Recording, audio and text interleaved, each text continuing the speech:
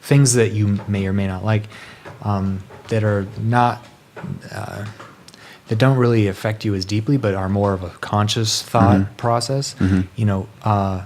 For some folks, turkey can be turkey, and it's just, if you like turkey, then it's good. If you don't, it's bad. There's not a wide variety of detail in the scale between good and bad turkey for some people. For others, it might be actually pretty like you can measure accurately on a scale of 1 to 100 the quality of this turkey that I just ate. And some people put effort and thought and mindfulness. I might push back on that a little bit, because even the wine tasters, right? They're supposed to be the top of their field, and you've heard about the test that they did with the white wine and the red wine that they gave out. No, was it a blind test? And it was all white wine, and they just put food coloring in one of them. Oh, and they came out with completely different profiles for both of them. Oh, so but it was the same wine, identical wine. I did not hear about just that. with a couple drops of food coloring. Yeah, so perception really is reality, and so and a lot of perception is projection as well. Projection based on your past experience and what your emotional, or maybe not even emotional, just what your connection is to those things. Yeah, it's a really good point, because there's, and that's probably another one of those sliding scales, is how much of your perception is your projection and how much of it is objective reality. Yeah, and I think that probably one of the best things you can do as a person is to reduce the amount of projection and increase the amount of objectivity, right?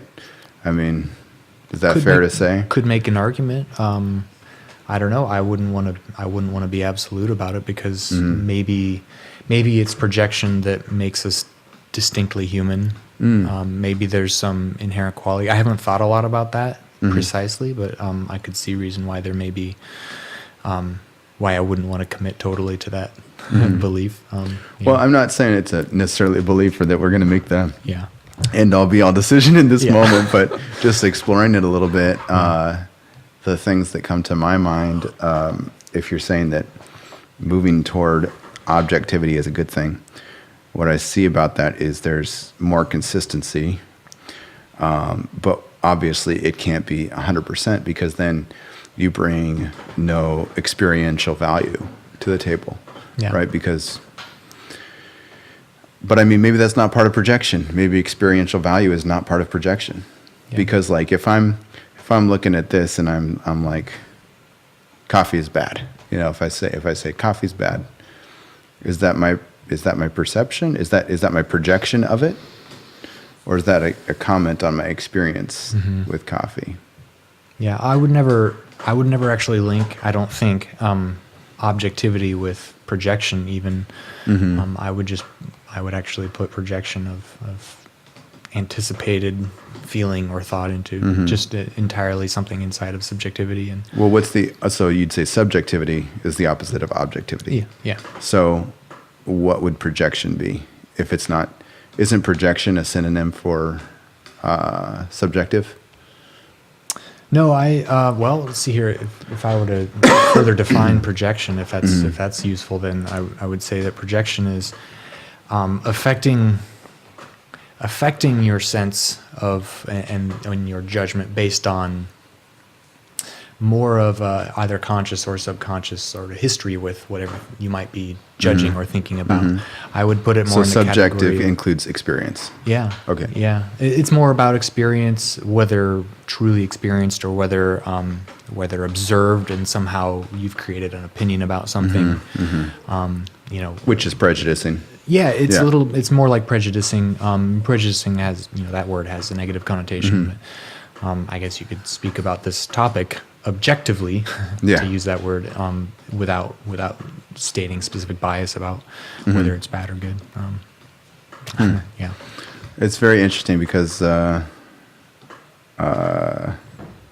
thinking of things objectively, approaching things objectively, that's just going to be the most straightforward. But you have to include your experience in things, otherwise you can't make decisioning. So I would say that experience is not just on the subjective side, though. I would say experience is also on the objective side, right? Because if something is hot, if you see a burner, and it's hot, and you I'm just saying, like, it's hot. That's objective. Absolutely. But that's also based on experience. Yeah. So I almost feel like experience is maybe a 50-50 split, like just covers all. Yeah. Well, I have no idea how to measure the different, like the combination of subjectivity and objectivity in any given decision, and that's probably different for every reality, for every situation that someone's thinking about. It's probably different. It might even be different day to day. What contributes to forming an opinion or making a decision. Yeah. How close would you say that is to the nature versus nurture conversation? I wouldn't put it in that same category at all. Interesting. Yeah, I would say that one, nature versus nurture, and like what forms those things, and how much of a propensity you may have to be one to make decisions one way or another. It's there may be causal relationship there, but not not involved in the same situations. One person may be more likely to be more objective in their decision making, while another may be the other. Nature versus nurture, of course, is a scale of a different thing that sort of leads to how you make decisions or come up with observations about life and feelings about life or things in life. We're getting very abstract here, I guess, aren't we? No, it's fun. I like exploring the abstract with you. You're a good abstract spelunker. I just thought of another thing that actually adds an increased dimension to that, which is that there's a time and a place to be in a different place on the objective versus, what were you saying? Objective versus subjective. There's a time and a place to be at different parts of the scale, right? Yeah. I'm thinking, like, if you're doing like storytelling or something, you probably want to be like super subjective and very much in the moment of what you're feeling and what your mind is saying. But, in business, you're going to be more objective. Yeah. Because that's where consistency, business level results are required. Yeah, absolutely. But how are we able to make that kind of transition?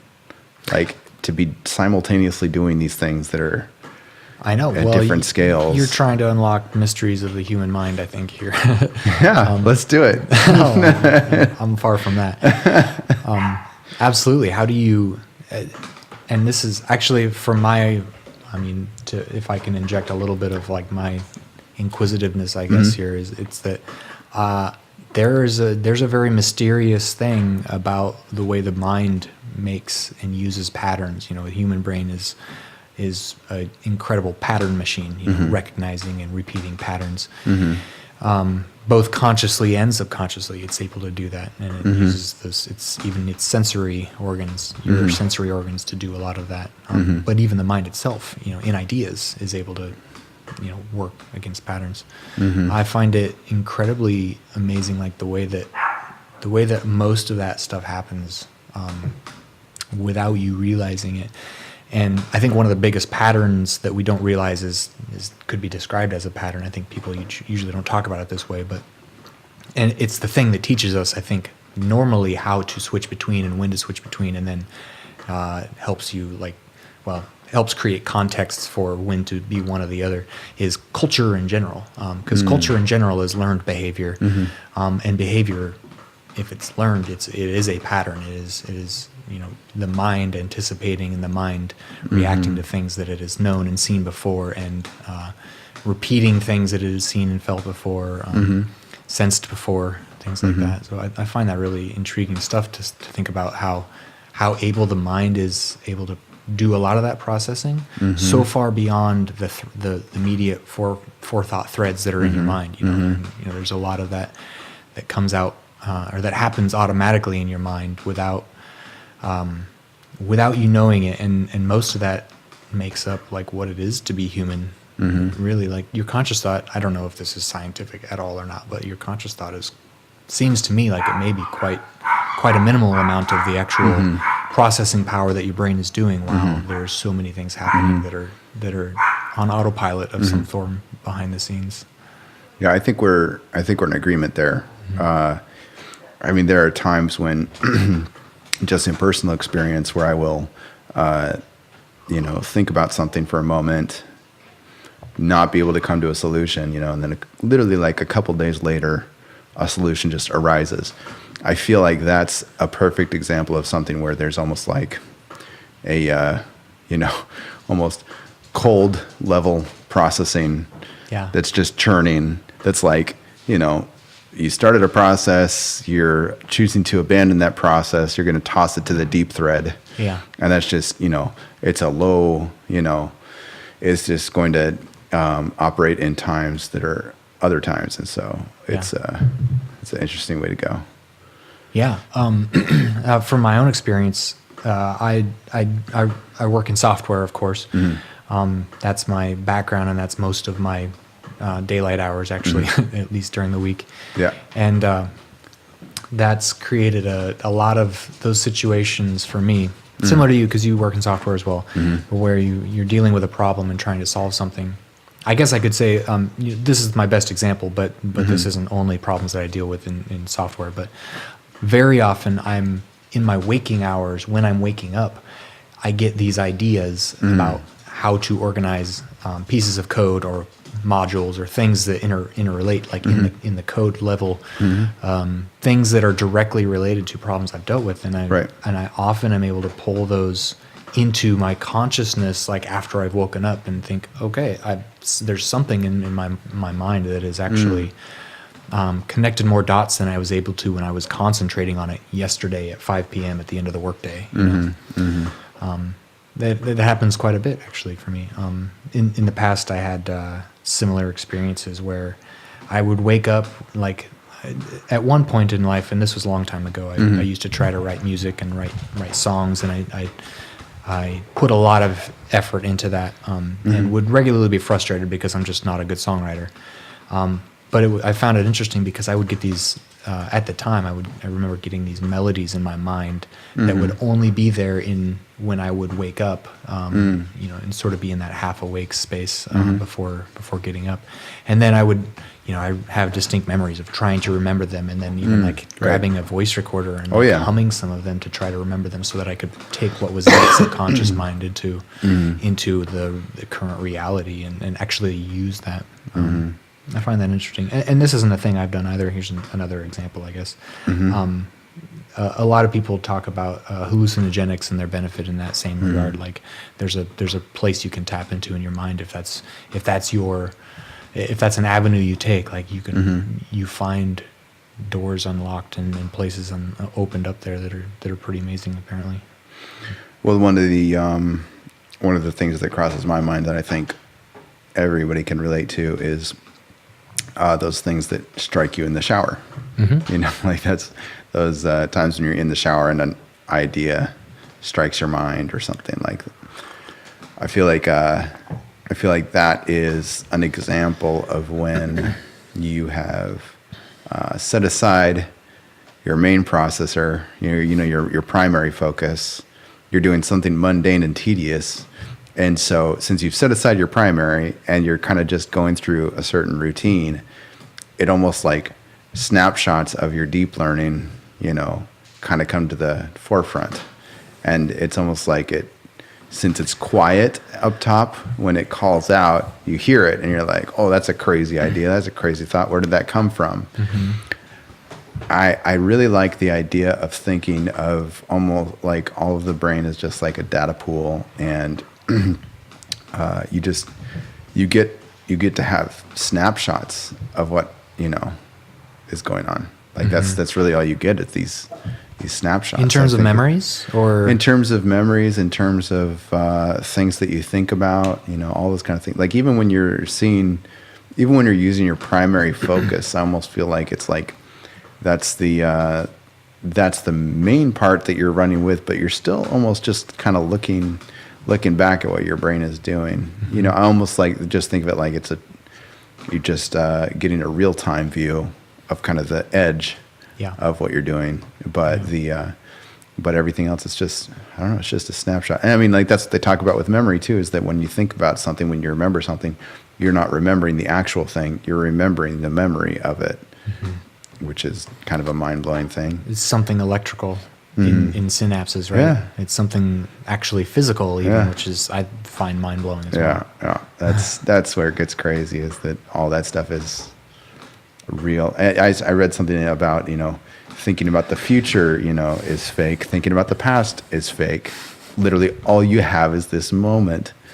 That's kind of like, when I think about it, like when I really think about it, it's almost a little scary, because your moment is always expiring, but it's always present, but it's always expiring, because it's never the same. It's always changing. And I was actually talking about this the other day, which is balance, just as a term, just kind of drives me crazy, because it's this, and that's the same kind of thing. It's just this continuous analog input where you have to adapt.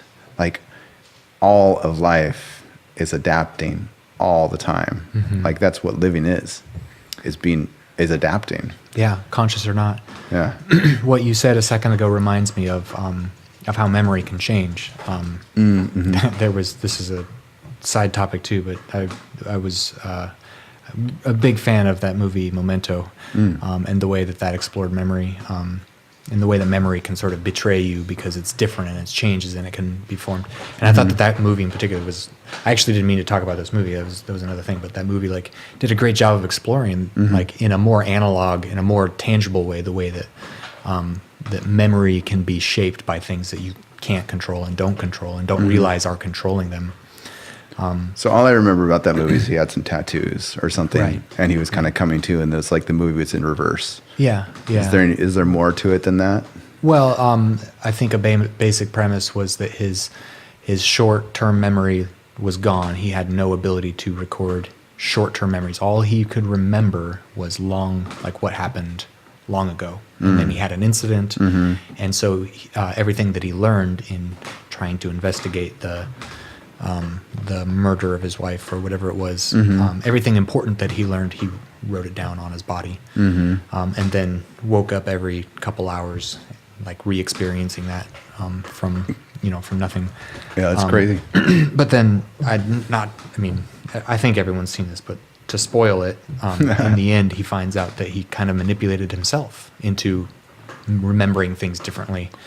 And because remembering things in a way that would help him deal with it. Yeah, better. or give him something to live for. Okay. He specifically decided at one point, I'm going to write this guy's name down as the murderer, or his license down, or something like that, so that he would, in his future self that didn't remember this moment, he would be chasing. He'd have something to do. This person versus that person, and he'd have something to do. Okay. And there was, in the moment, there was something more of a vengeful behavior to it that he was enacting. But I think that one of the themes there is is the way memory can be a bit treacherous. I guess that movie was more about, it was kind of creating the analog that his conscious thought in the moment where he kept forgetting was that's sort of analogous to some sort of force that can change your memory or change what you are thinking about or remembering. The reason I was actually thinking at first about changing a memory is that I was listening to a podcast recently about the murder of RFK in 1968. Who is RFK? Robert F. Kennedy. Oh, okay. So he was shot by Sirhan in the hotel. Which hotel was it? I don't remember. Is this before LA. or after JFK? Are they related? This is after. Yeah, brothers. Okay. Yep. Okay. Famously, RFK was Attorney General for JFK when JFK was president. Okay. JFK was murdered, and then several years later, RFK was the rising star in the Democratic Party. He was this was 1968. He was it was during the primary season. He was the likely nominee for the Democratic candidate, and then in LA a couple weeks before, I think the convention or whatever, when that's finally decided, he was murdered by Sirhan. Wow. In a hotel, waiters area, or the kitchen or something along those lines. Did they have similar policies and similar outlooks on everything, or were they completely different? Yeah, very similar. Oh, okay. And I don't think that's necessarily has strong bearing on like how on its connection to memory. but it was a famous event. It was the same. It was a month or two after MLK, Martin Luther King was assassinated. 68 was a rough year. But the podcast in particular that I was listening to was talking about how, it seemed like an open and closed case. There are reasons why that wasn't necessarily believable. There have been a few small circles of people that have tried to keep investigating that, and apparently the LAPD did a terrible job or something. I can't really recount all the details, but there was evidence destroyed that shouldn't have been, and some things like that. But one of the things I wanted to, or that had brought me to that idea, was that there's, at one point, the official story goes that Sirhan acted alone, and Sirhan to this day, he's still alive and in jail. Oh. He says, I don't remember that. I blacked out, or I was out of memory, or something like that. He doesn't remember it. He it's clear he did it, but there are, of course, theories about how that actually worked and how that happened. And then there are other witnesses that, some of these, I guess I would call them theorists of alternative stories. Sure. Not to call them conspiracy theorists, because that's sort of a biased term. Right. I don't mean to make it biased, because I was conspiracy watching. theorist is literally just the definition of not mainstream, and mainstream is what, like, that has a certain definition too. So yeah, I totally agree. So we can use that term because we've acknowledged it. Oh, sure. That we're talking about it in an unbiased sense. But the folks with these theories, some of the theory goes that there was a lady in a polka dot dress, and she had actually run out of the building, and another lady had heard the lady in the polka dot dress saying, "We did it, we shot him." And so that sort of puts a kink in the official story, if that story is true.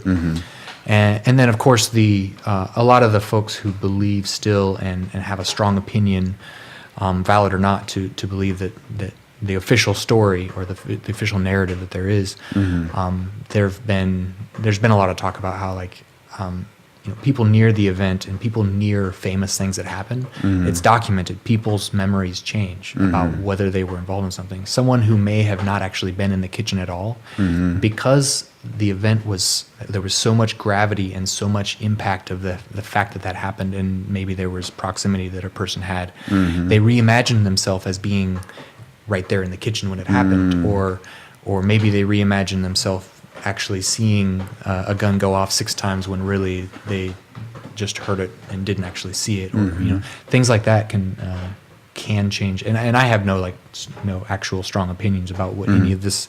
It's only the context for that idea to me, but I find it incredibly fascinating that memory,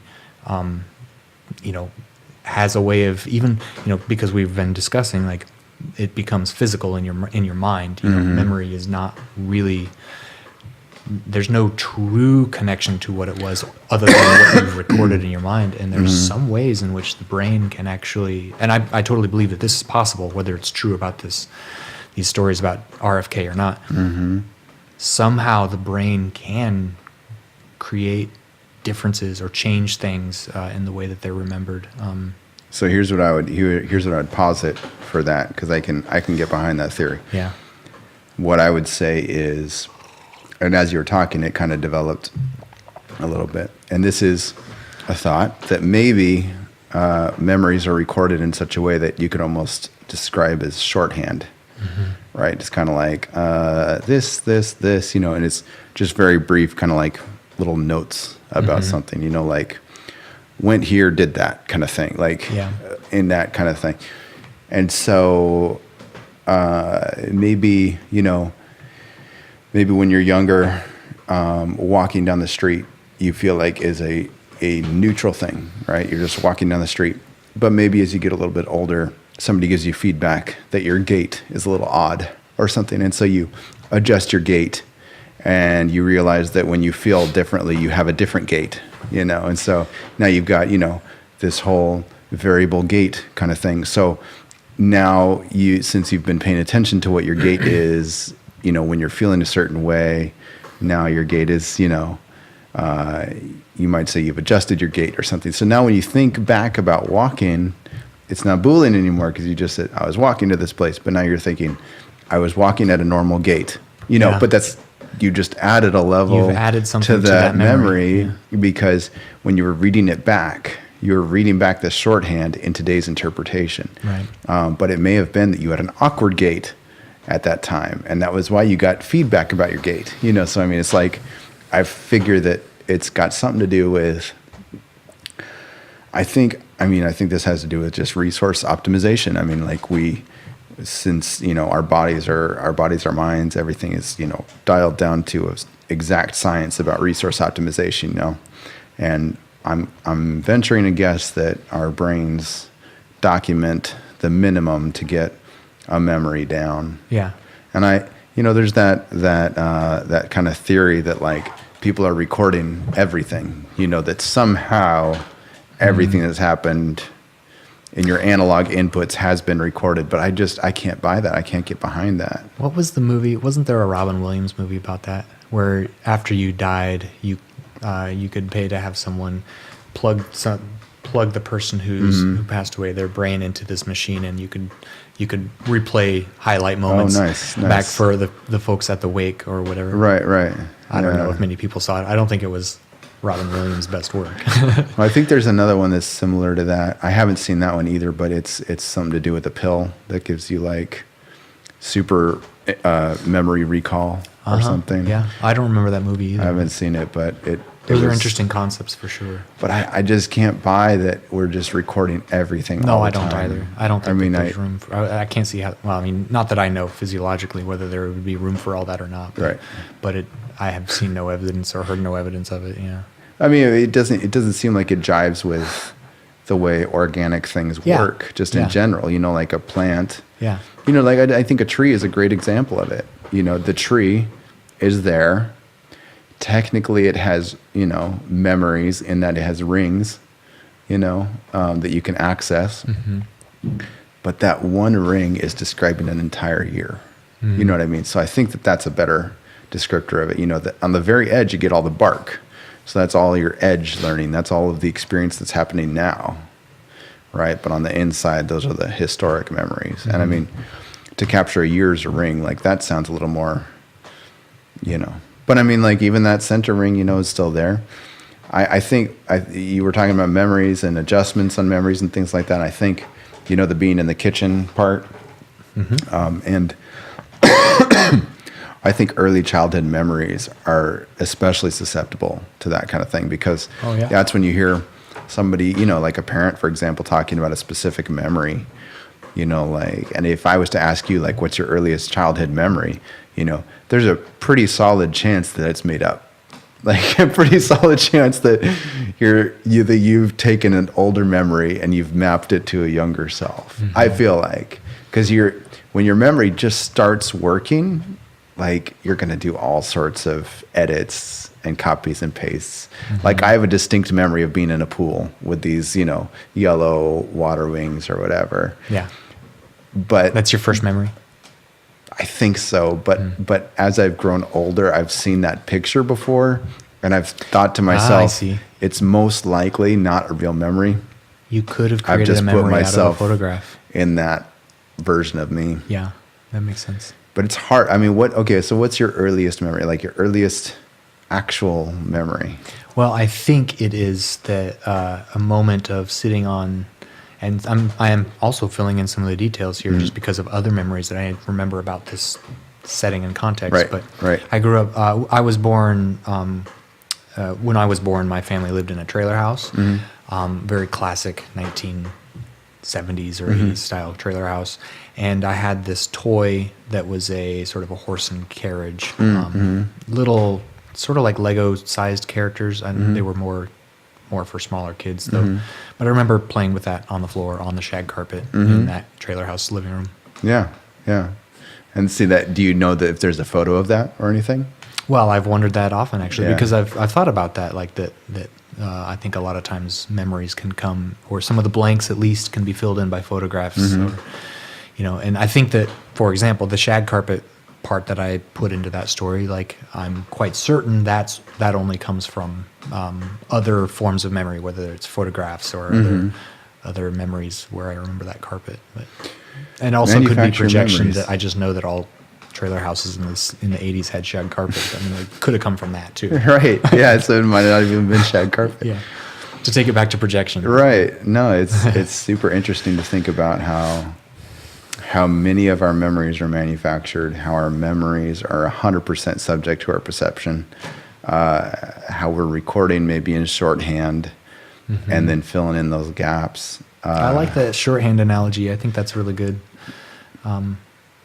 I was thinking as well about the analogy of recording on magnetic tape, perhaps as well, where things, if you can wear down a little bit. It wears down. It changes a little bit, like the more you play it back, which supports the idea that the more you think about a memory, the more important it is to your present. The more you revisit it in your mind, the more it probably gets adjusted. Well, one of the interesting things in regards to memory and when it counts, is like our legal system. It's my understanding, based off TV shows. Oh, it's perfectly relevant to the RFK story. Yeah, where people they'll give their testimony, or they'll say what they said at the scene or whatever. Yeah. And then when they go to give their testimony, what they're doing is they've worked on reading back what they said before. Yeah. And recalling those details in that way. Yeah. Which is wild. It's just absolutely wild that you're at that point, it's not even your memory. You're just rehearsing. You're just rehearsing a play that you happen to write in real time. Yeah. That's based on actual events. If that. Yeah. But that it's based on well, here's okay, so one of the reasons I don't like movies, I'll give some context. I'm not a huge fan of movies, and I was actually kind of early on a big fan of TV shows and things like that. And then Netflix caught up to me. No, I'm just really stoked that Netflix does like these long form kind of things. Yeah. I've been into TV series when movies were more popular because I was always of the mindset of. Well, how far back does this go? Are you talking to childhood? No, not to childhood, but I just mean I've just never really been a big fan of movies because once I realized that movies are all about oh, you're trapped in an elevator. What do? You freak out, and then so that would be the whole point of the movie is how did that person get on the elevator? They're stuck on the elevator. They're freaking out. Oh, they got off the elevator. Movie's over. It's a very repeated story flow. Yeah. Right? Rise, climax, resolution. And so I would always get upset because I would realize everybody's going to act the same in it being stuck in an elevator. Okay, we might have some slight differences, but here's the story. Everybody wants to get off that elevator. Nobody's setting up shop in there. So it was always this thing of it's the same story over and over again, just different. You mean with patterns. Hypothetically 5 different elevator movies, they all basically have the same premise? Not even elevator movies. One could be Sure, but that's a pattern of. It's a pattern movies that are similar. Of here's an event that never happens in your daily life. How do you deal with it? You freak out, and then when Armageddon came out, there were several other space movies that came out at the same time, and it was always. Panic! The asteroids are coming. Right. What are you going to do when an asteroid's coming? You're going to get out of town. Oh, we can't get out of town. Okay, find the next best thing. So I was just always extremely frustrated because I was don't really give a shit what you're doing when the emergency happens. Yeah. Tell me what you're doing every other minute, every other hour of every other day. I want to see who you are. I want to get to know the character. And so that's what I'm loving about today's media age. So much of the media we have now is about nothing is happening. What is this person doing with their everyday life? Yeah. And it's just such a rich profile you get of all these, all these people, all these amazing stories, all of these things that could be considered mundane, but there's, especially with good writing, there's so much good subject matter there that just hasn't been tapped for so long. So there's much more depth, I think, that you're describing just in creating characters and allowing people watching the shows to follow and invest in their lives over the course of several seasons. Exactly. Right? It's why people love Jim and Pam on The Office so much, Yeah. right? Because Yeah. they're just normal people. Right. And they were normal, but then they created something that people could follow. You know, the writers created a narrative that people could follow, and something that had, you know, I guess everyday human drama in it, and people loved those characters because of their realness, not just their elevator moments. Yeah, elevator moments. That's good. Well, that's Broken the thing. elevator moments. Yeah, broken elevator. Fire moment. Well, that's the thing. Normal elevator moments are pretty normal. Well, that's the thing is it's almost like if you say like, oh, I want to be, you know, like take a superhero movie for example, and you say, oh, I want to be like that superhero, like, you know. Not that I really watch stuff and I'm like, oh, I want to be like that person, but it's interesting to put your mind in somebody's shoes, have some empathy, you know, kind of look around in their eyes a little bit. But it's kind of like, if you ever say like, oh, I want to be like that superhero, you're never going to get that opportunity watching the superhero movies because it's, you know, you're flying around and everything, you know, it's more like, what does a person who I want to be like, you know, what do they do, you know, at different times of the day, like at the dead parts of the day. Like that's what people don't show is we're coming from the superhero and elevator on fire kind of stuff. And we're going down into like the interesting moments, but I'm very curious about what it looks like when we get to like almost the dull moments. You know, like for superhero characters, or no, I just mean in general, our media is going from, you know, a cliche interesting to interesting, you know, so you could almost say that it's going to get to like semi-interesting and not interesting, and that we're going to get, you know, we're going to find a floor there. In like movie story quality. Well, yeah, like in shows, that there's going to be some show where they just show crazy mundane stuff, but it's still interesting somehow, or it's still maybe not. It's just compelling in a way. Well, that sounds like a positive. Like that sounds like you're describing it as a positive progression. Yeah, right. Yeah. Where I'm saying I think that there is a movement in a certain direction. I'm curious to see where it ends. Well, I think there are a lot of movements in a lot of directions at the same time, especially in media and entertainment media, because at the same time there's also all the, you know, the repetition of like superhero movies, you know, that we've seen, especially in the last 10 or 20 years, where they remake the same movies over and over. I think a new Robin Hood just came out, and it's like they've redone Robin Hood many times. You know, sort of retell it slightly differently. Right. You know, sort of like one person has a, you know, sort of like the different versions of one person's memory of Robin Hood or something. There you go. To tie things back together. But that's a progression that I think a lot of argument could be made that that's, you know, at least in terms of the art form and the storytelling form, that's not positive. That's not a positive, like, human development.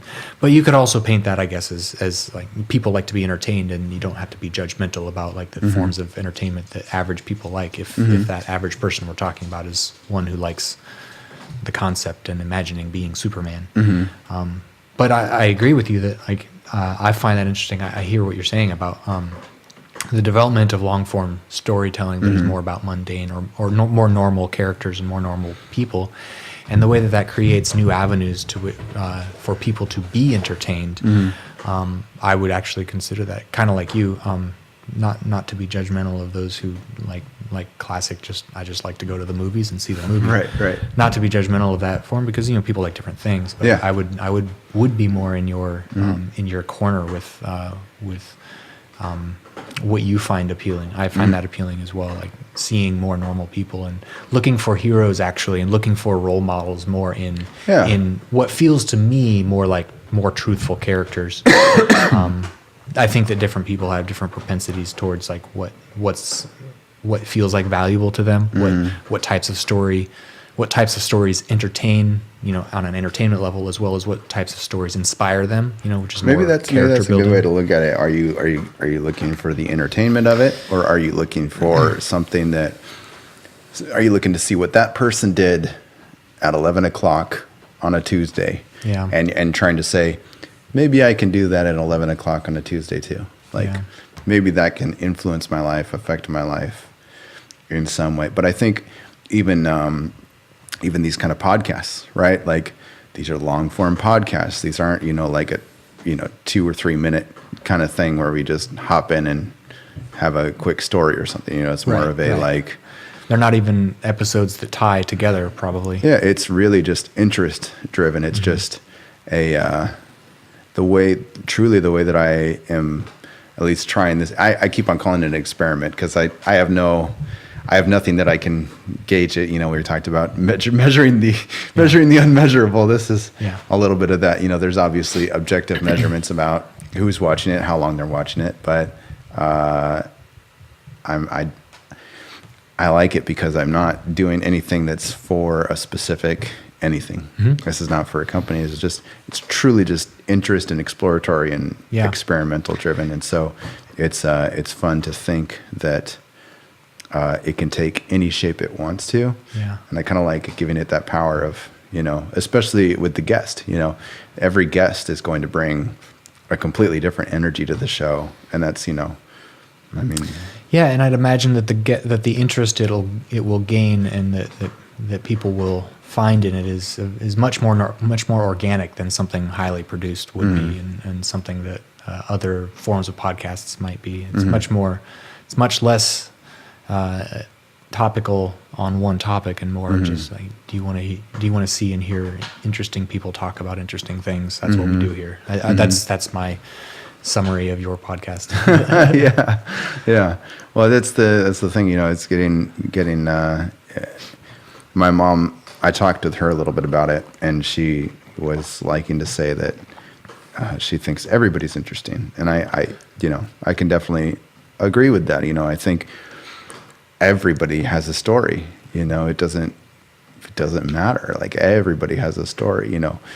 Whether somebody can articulate that well, whether they can say it in a way that's more of a more unique than others. That's yet to be seen, but everybody does have a story, and I think that's just an interesting element of the human condition is that everybody has a story. There's nobody that doesn't have a story. There's nobody that isn't coming from somewhere. Yeah.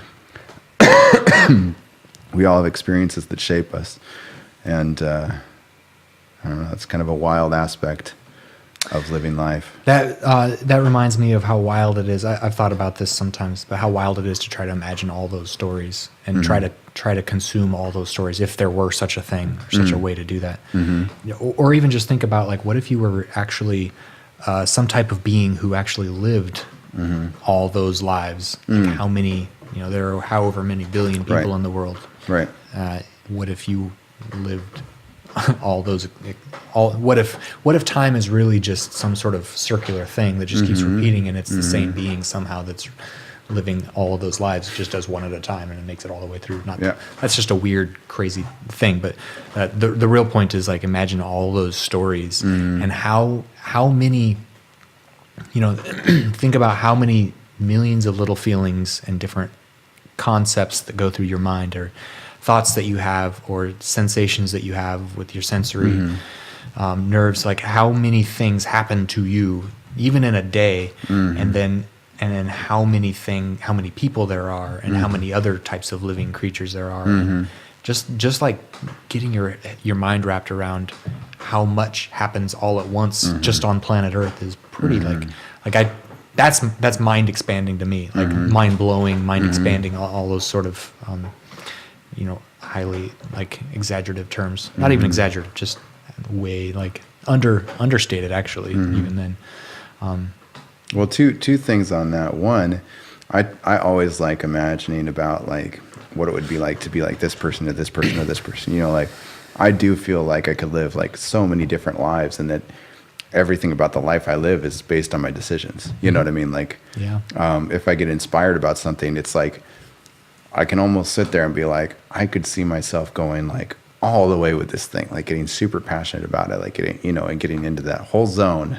Yeah. It's like, but I'm not going to decide to go down that path, and that's okay. But it's almost like in that moment, you're sending almost like a flare down that pathway, just to like light up the steps for a brief moment to see the steps, and then it fades, you know, and then you continue on with a path that's more in a different direction. Yeah. And actually, that was a revelation that I kind of had personally, where I was thinking, this isn't the second thing, but I can't remember the second thing, so I'll say this other thing, which is I can't.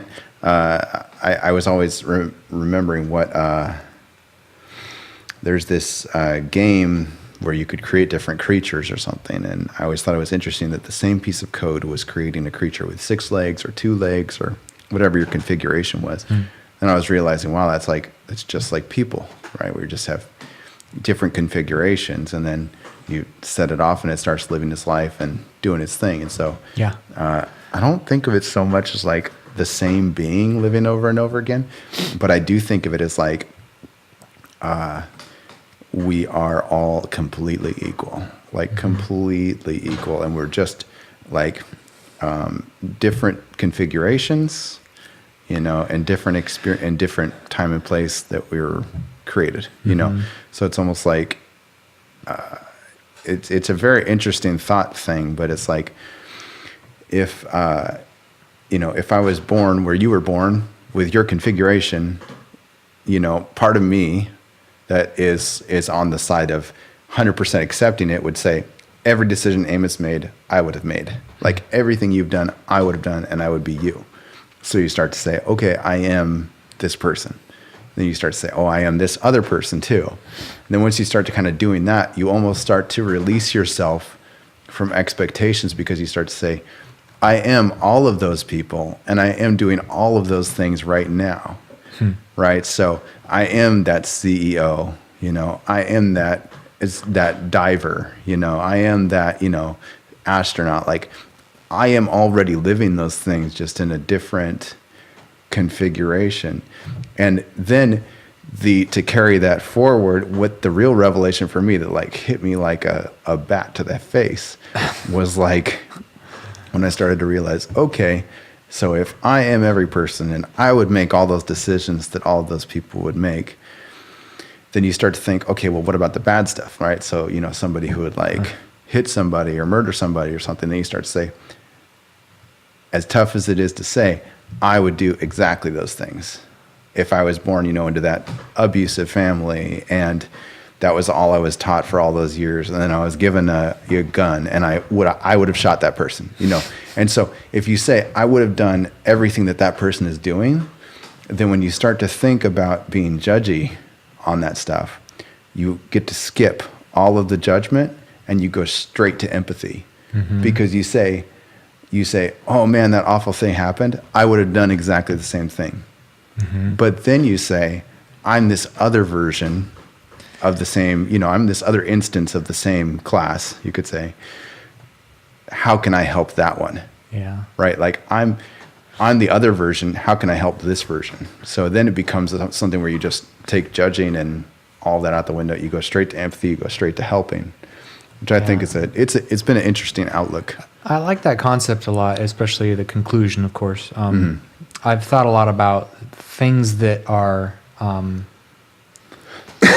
this kind of brings it more to like politics and that sort of stuff. And I'm not going to talk about politics because I don't want to, but talking about things that people judge each other for, right? And things that are, you know, things that one group of people find despicable about another, or things that people dislike. I've found a lot of ability to be empathetic just because I can recognize, I think that I've found a way to recognize, like, there's, you know, everyone has some form of brokenness that's the sum of their experiences, and maybe things they could control and maybe things they couldn't control, but everyone has brokenness. And there's no exceptions. Everyone has something, and it takes different shapes and different forms, and some people are lucky to have more or less of those sorts of things, of brokenness, you know, whatever it means to be a broken human being, not quite, you know, like idealistically perfect. So everyone has that, and everyone's making like the best decisions they can with what they have. You know, I guess other people, it might be difficult to say like whether I don't know. That gets into a much more philosophical part of it, but Mm-hmm. everyone has brokenness, and yet here we all are, and we're broken. Mm-hmm. And I have just as much as anyone else does. Mm-hmm. You know, I have things that I find to be resentful about myself, Mm-hmm. or things that I'm just unhappy with, distasteful with. Mm-hmm. But they still exist, and you know, maybe I've been lucky enough to have, you know, to be more comfortable with those things than others, but like we all have Mm-hmm. that, and so I find it easy to be empathetic for anyone, Mm-hmm. on those grounds especially. I mean, Mhm. because we are all made of a lot of the same things, and a lot of times it's the cards that you're handed, that you're playing with. There's less in our control than we think, and Mhm. there's always a pull yourself up mentality, but Mhm. I think that sometimes that gets actually it's a bit dismissive of what we all know, which is that it's really, really hard to be human sometimes, and there's Mhm. you know, things aren't purely, not everything is happening consciously, not everything is existing in our minds and in our bodies and in our souls consciously. So I like the concept of empathy a lot. I've thought a lot about that. Yeah, empathy is a powerful thing. It seems like sympathy used to be a thing that we would talk about a lot, but then empathy came along and sympathy went completely out the door because empathy was the better of the two. Yeah. And empathy is it's a wild thing because you're literally just putting yourself in someone else's shoes and kind of taking a look around and saying, how would I feel? It's interesting because it's, I don't know, you know, there's the golden rule, like do unto others as you'd have them do to you. But where does empathy fall with that? Like, how do those two line up? Do you think there's a similarity between those two? Between the golden rule and empathy? Yeah. Because I've heard there's the platinum rule, which is do what that person would want you to do. You know what I mean? So it's like, oh, I like bacon, so I'm going to give this person bacon. But it's like, it's not about you, it's about them. Yeah. So I almost feel like It's an like, upgrade of the golden rule is to add empathy. It's like what's meaningful to another person. Like in a relationship, you know, it's more important to love a person how they've in the language that they recognize and understand as love, more so than loving them only how you feel love. That's what love languages are about. I've never put that much thought into like the connection, I guess, between golden rule, platinum rule. What is empathy? What are all the differences? So I don't have an immediate Chrome rule. No, it's just like rules are there? every kind of metal. Mercury. Yeah. No. Oh, and then how are they related to the ratios too? Because that's a whole nother framework right, class. there you go. Well, actually, Maybe they actually all live on the golden ratio. There you go. That's the connection we didn't realize was there. They're all on the golden ratio. So the turkey score is just what metal are you? But I actually had my other thought, which was you were talking about the mind growing, mind expanding thing of like everybody's having these thoughts and experiences. Everybody's, you know, and then the multiplying that out times number of people that are conscious and all those kind of things. Never have been. Yeah. Yeah. So I think, and I actually, this is kind of, you know, similar to you talking about software development and things like that. I've mapped a lot of real world concepts to software, especially with AI and things like that. But one of those that's very interesting to me is in talking about that, the point is, if you ever messed with like an Arduino or something like that, like a bit, yeah. So then you're familiar with analog versus digital signal, and so it's crazy when you've got an analog input of some kind, and you've just got this streaming data, and guess how much data there is from that stream, as much as you're willing to accept. Yeah. Right. It's an infinite amount of data because like it's constant, right? It's constant, and it's has everything to do with what level of detail you're measuring, right? So many of the things we have and do and all of that is we only measure it to a certain detail. But it's like, an analogy for that is an MP3 file could have, if it were an analog sound, Right. infinite amounts of like wave spectrum of Right. actual sound waves, but because it's a compression algorithm, it limits down only to what the human ear can hear, that sort of thing.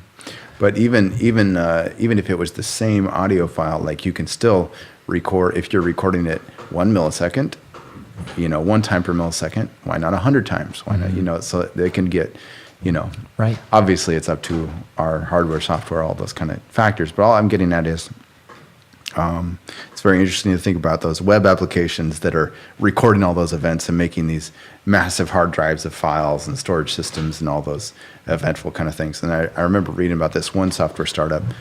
I think now that I think about it, it may have actually been the start of Snapchat, where they were their whole architecture was throw the data away. I can't recall if it was actually them, but it was some company that blew up. Well, Snapchat did that, of course, but are you saying there might have been another one that literally deleted the files and It may have keep been them? Snapchat, but that was the whole point, is that they were able to scale so quickly and so large because their architecture was, we literally don't keep it, which I think maps to your mind-bending thing, which is you say all these events are happening all the time, et cetera, but and you say, yes, there's a ton of data that's happening if you're recording it. Infinite data is being created right now. Yes. But most of it is not Exactly. recorded in any way. Yeah. Yes. Right. Like the 3D presence of my coffee cup here, right? It is continuously being asserted as being right here, like whether or not I move it, there's a continuous assertion that it is in that place, but I'm not tracking that. I'm not recording that. And so the position it was in 5 seconds ago is now not recorded anywhere and in any way. Yeah. But I mean, that's the most interesting part about it, is that, okay, so everything is throwaway. And I almost think that that's kind of where like the Zen, the meditation, that kind of stuff comes into play. And where people get bogged down is when they start to say, I'm recording this, I'm recording that, I'm recording this, I'm getting overwhelmed. Yeah. And then all of those meditation and those kind of techniques and things is our way of saying to non-computer folks, stop recording. Like, stop recording those events. Because the whole point is, once you release it, right? So if you were capturing 100 events per minute, right? Or whatever, let's say 60 events per minute, that's per second, like one event per second. Yeah. Now you got, that much, but you have to catalog that data, store that data, do all that work on that data, mature that data, and be able to reaccess it, whatever. If you completely abandon the recording, then in a way you're recording infinite, How are you recording infinite? In that same moment in time, you're recording infinitely. You're recording infinitely because the way you're acting upon it is the same, right? So the reason why you record something is because you may want to act on it. Yeah. But I think the philosophy and the looking through with your mind and releasing things is all about that practice of saying, I'm not going to act on it. Since I'm not going to act on it, I'm choosing not to act on it, then I'm unsubscribing my recorder from it, and now I am actually recording the infinite and accessing the infinite because I've released it. Well, I don't fully follow that actually. Like the shape that takes of recording the infinite. Can you explain that more? I guess you're right. It wouldn't be. It was more about using the same terminology. So I guess it would say be unrecording. Yeah. Yeah. So it's more, and being okay with that. Exactly. Which it's kind of a recording in and of itself. It's kind of a way of saying, like, I am both recording everything at all times and choosing not to act on it, and at the same time not recording at all, because the two are one and the same at that point. Which is why one of the mental exercises. Oh, go ahead. No, go ahead. One of the mental exercises I always liked is thinking about time. And I actually haven't talked this through or worked this out with anybody, so this could be interesting. But I've always thought about time as maybe a description of flaws. Like flaws. Time is just a description of flaws. Because if you think Floss? about it, flaws. Sorry, just kidding. What brand? Floss. Because if you think about imagine a steel ball, right? That's, whatever size, existing in a completely white 3D world, right? There's nothing around it, just all white. And it's a 3D steel sphere. Okay. That sphere is spinning. Imagine I just, mark a side of it. You're going to see that thing come around and around. Yeah. It's a completely perfect sphere. You're in a completely perfect environment. Imagine if that writing goes away and the sphere just becomes perfect all the way around. Okay. The sphere is still spinning. Yeah. But there's literally no way of Visually knowing. couldn't tell. Yeah. You visibly couldn't tell. And so, and you can't touch it in this universe or whatever. So in that's kind of the description of it, right? Is that at that point, time is just a description of those flaws, because when the sphere is perfect, when the environment is perfect, time stands still. Because what is time? But a description of flaws. And seeing them spin around the ball. Well, that would be the describing part, is the ability to observe. What do you think about that? I don't know. Okay. I thought you were going to break this wide open. I don't know. That's I'd have to put a lot more thought into that, I think, before I had a good reflection on it. It didn't ring any bells. Interesting concept. I was thinking while you were describing it of the Matrix in that world that they go into in their training program. Yeah, that's kind of and like how it. you could just create whatever you wanted in that world and Yeah. to show examples or to load things into the brain. Right, right. Well, speaking of talking about memory, that's an interesting concept too. Right. It's the ability to Computer load in. loading things into the brain, Right. memory and all the other things that might be involved in that. Right, Muscle memory, you could call it. right. Yeah. Not that I want to necessarily talk that much more about memory, because that's an interesting topic. But Well, they've got that stuff that they're talking about putting computers in your brain. That would be very weird to think of a question and have the answer coming to your mind. Yeah. Downloaded because you thought Google. Well, you thought Google it this. did a Google search. Like you're and thinking returns the words "Hey results. Google" and it calls up Google in your mind, or Siri. Well, not Depends even on which. Not even like just the thought of it Yeah, is yeah. it's going to use best service available. Yeah, That's yeah. the algorithm. No. This stuff's all going to be branded, even if it's in your brain. Guaranteed, it's still going to be branded. You're like 5 + 5, 10. Brought to you by Google. Why did I say that? Oh, I'm so tired of hearing Google. Oh, really? Why? No, I'm just mean. Oh, okay. That's me imagining myself in that situation. Oh, yes. I mean, Google has plenty of their own problems. But Yeah. So you grew up small town.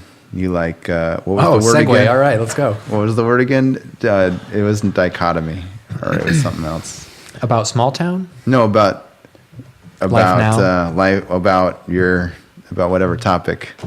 Yeah, you'd like. a lot of dichotomies, a lot of combinations of seemingly contrasting things. That's a way I would describe a lot of things about myself. But that gets really, there's a lot of details of the varying things like that. Yeah, I grew up in a small town. Now I live in a big city. I guess, or a medium city. I guess you could put it that way. So you were saying something. We were talking a little bit about you have things that are kind of just kind of unique in different ways, kind of a contrast between the two. But how intentional would you say that is? Like how intentional and what kind of a divide do you create? Do you try and push that divide to be higher contrasted or lower contrasted, or is it that intentional, or is it just kind of tangential, or and how much effort would you say you put into? I'd actually that kind of say thing? it's both. I mean, there's no simple way to describe it. Right. What you're kind of talking about is that I describe myself as having and being comfortable with a lot of seemingly contradictory dichotomies about my life. I'm a technologist in that I work in software and I work for a San Francisco company and spend my days solving problems almost entirely digitally using code. And then, in contrast to that, like I specifically spend time and value my time in my physical real world and the types of things that I collect and own and enjoy. I'm very digital, but I'm very analog, and there's a contrast there. Just in the work that I do, I think this was another one that I described to you. I have a sense for the poetry of the work that I do, and like I get something extra out of code that I write when it's expressive in a way that's more than just purely functional for what the job is.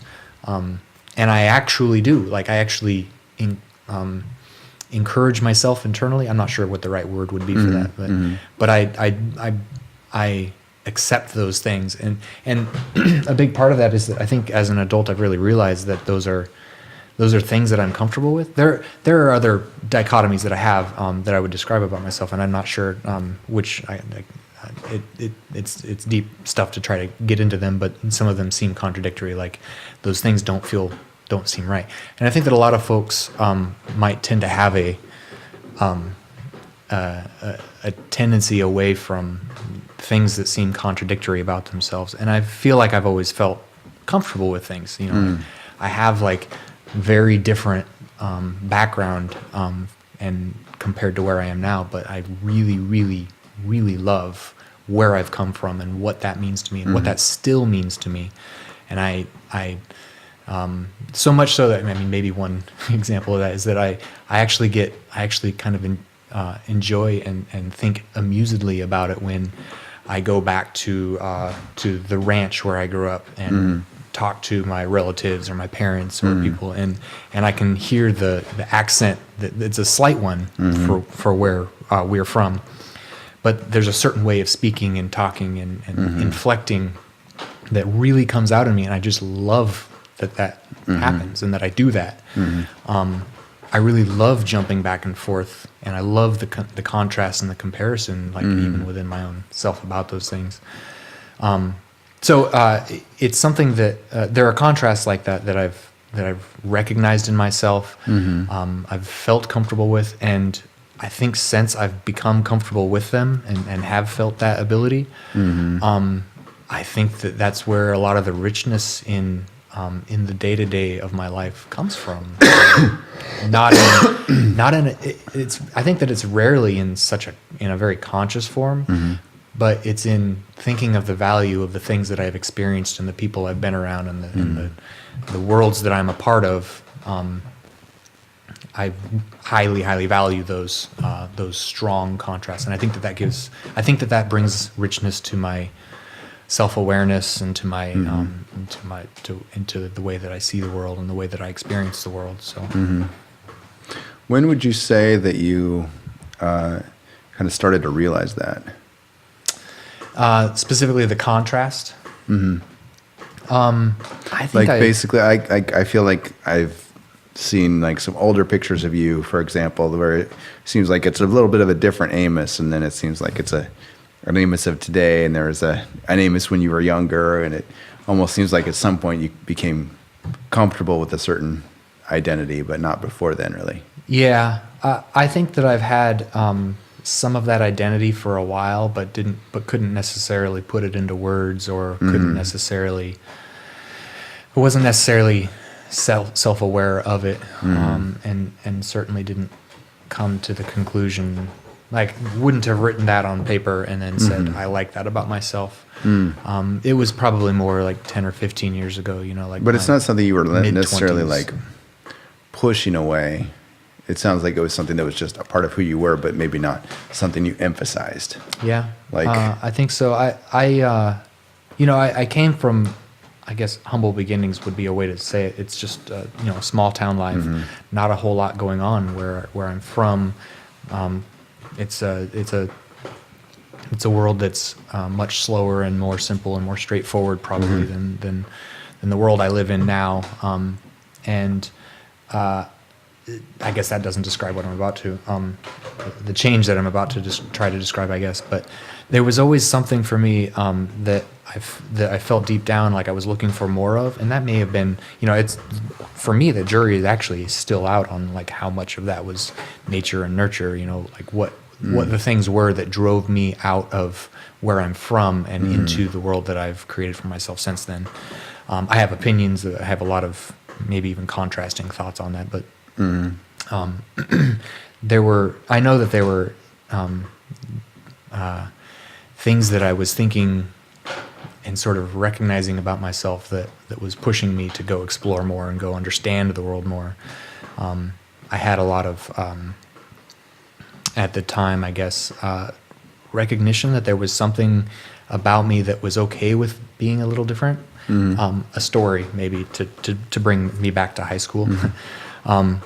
I was the guy in and this is in the 90s or early 2000s or something, in high school, and I'm the guy who, in a small school, K through 12 in one building, that sort of thing, I'm the guy who does a few things to really be accentuated as different or as unique or distinct, and maybe that's entirely just a part of my number 4 on the Enneagram personality type, right.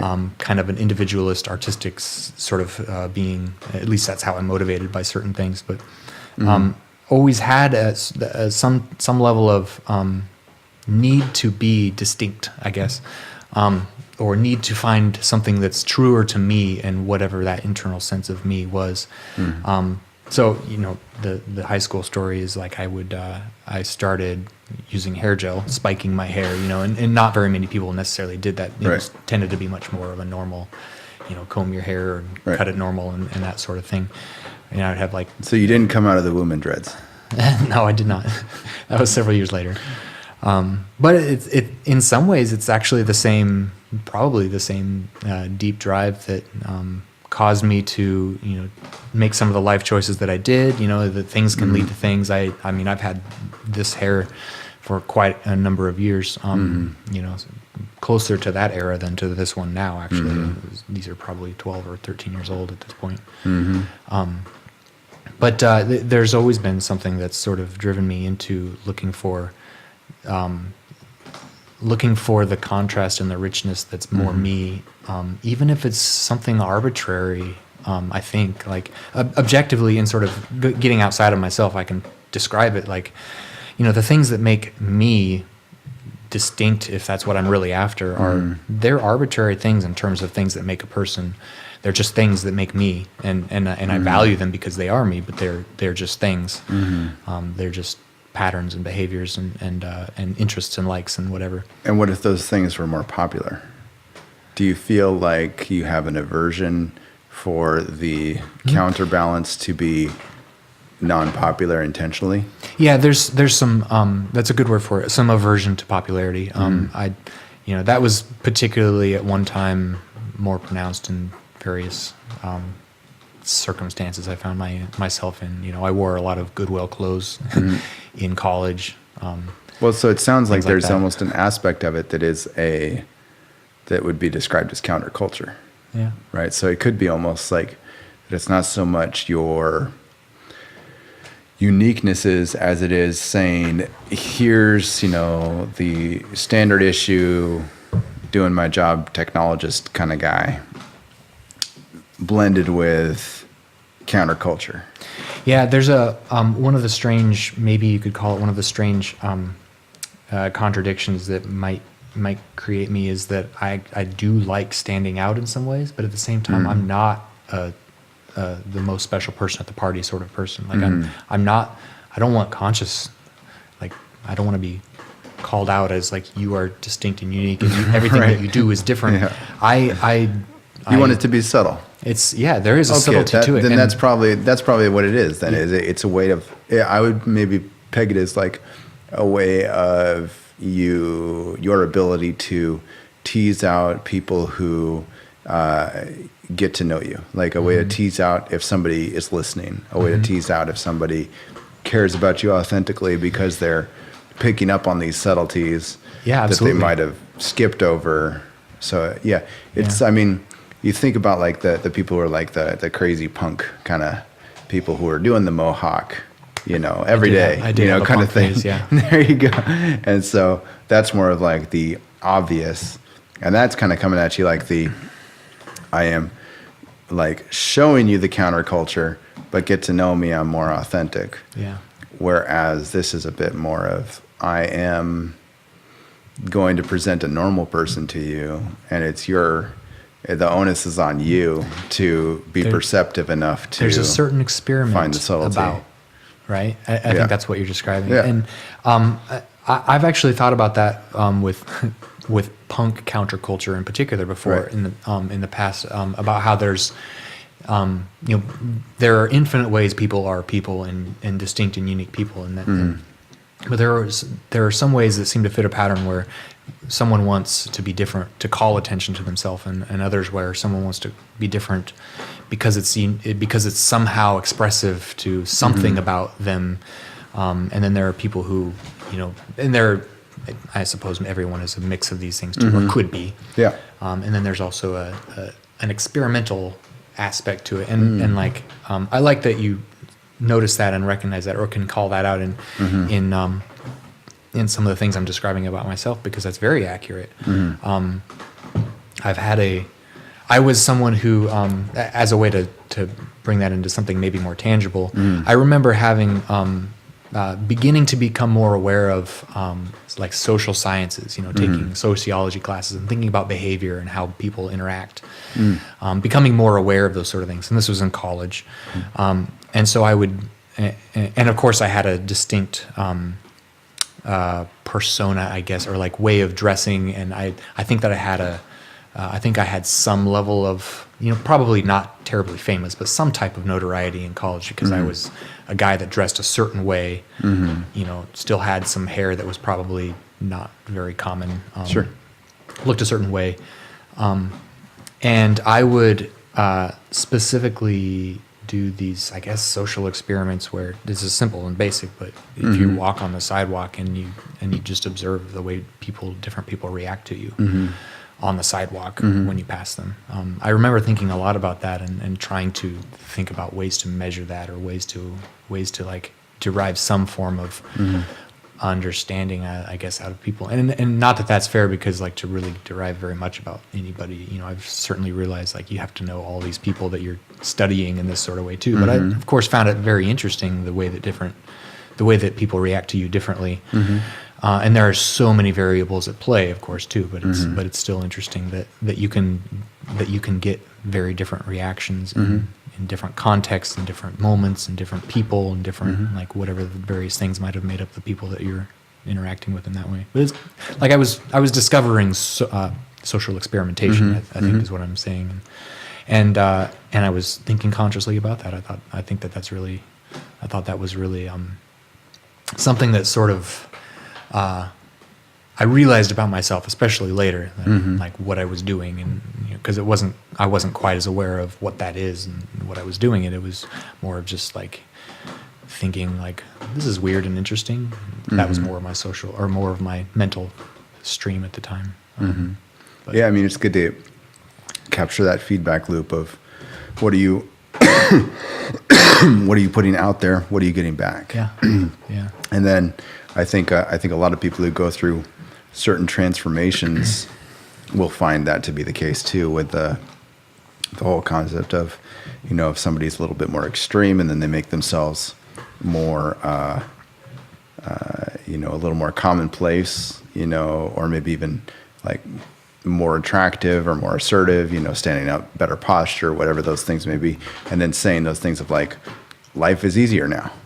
People smile at me more. People are more apt to be cooperative in different ways. Like, I think those are super interesting aspects of that too, is that there's that level of, sometimes when you see people that have a little bit more of an aggressive look or something like that, I don't know, one of the thoughts that crosses my mind is like they, depending on the way that look strikes a certain person, they might be able to tease out the people that are more like-minded to them. That's probably, it's probably, what's the right word? Not polarizing. Polarizing is the wrong one. Can't remember. It's actually a good song by Chemical Brothers too. It's not ionize. It's similar to that. Okay, I'm going to bail on it. But Galvanize. Oh, okay. Yeah.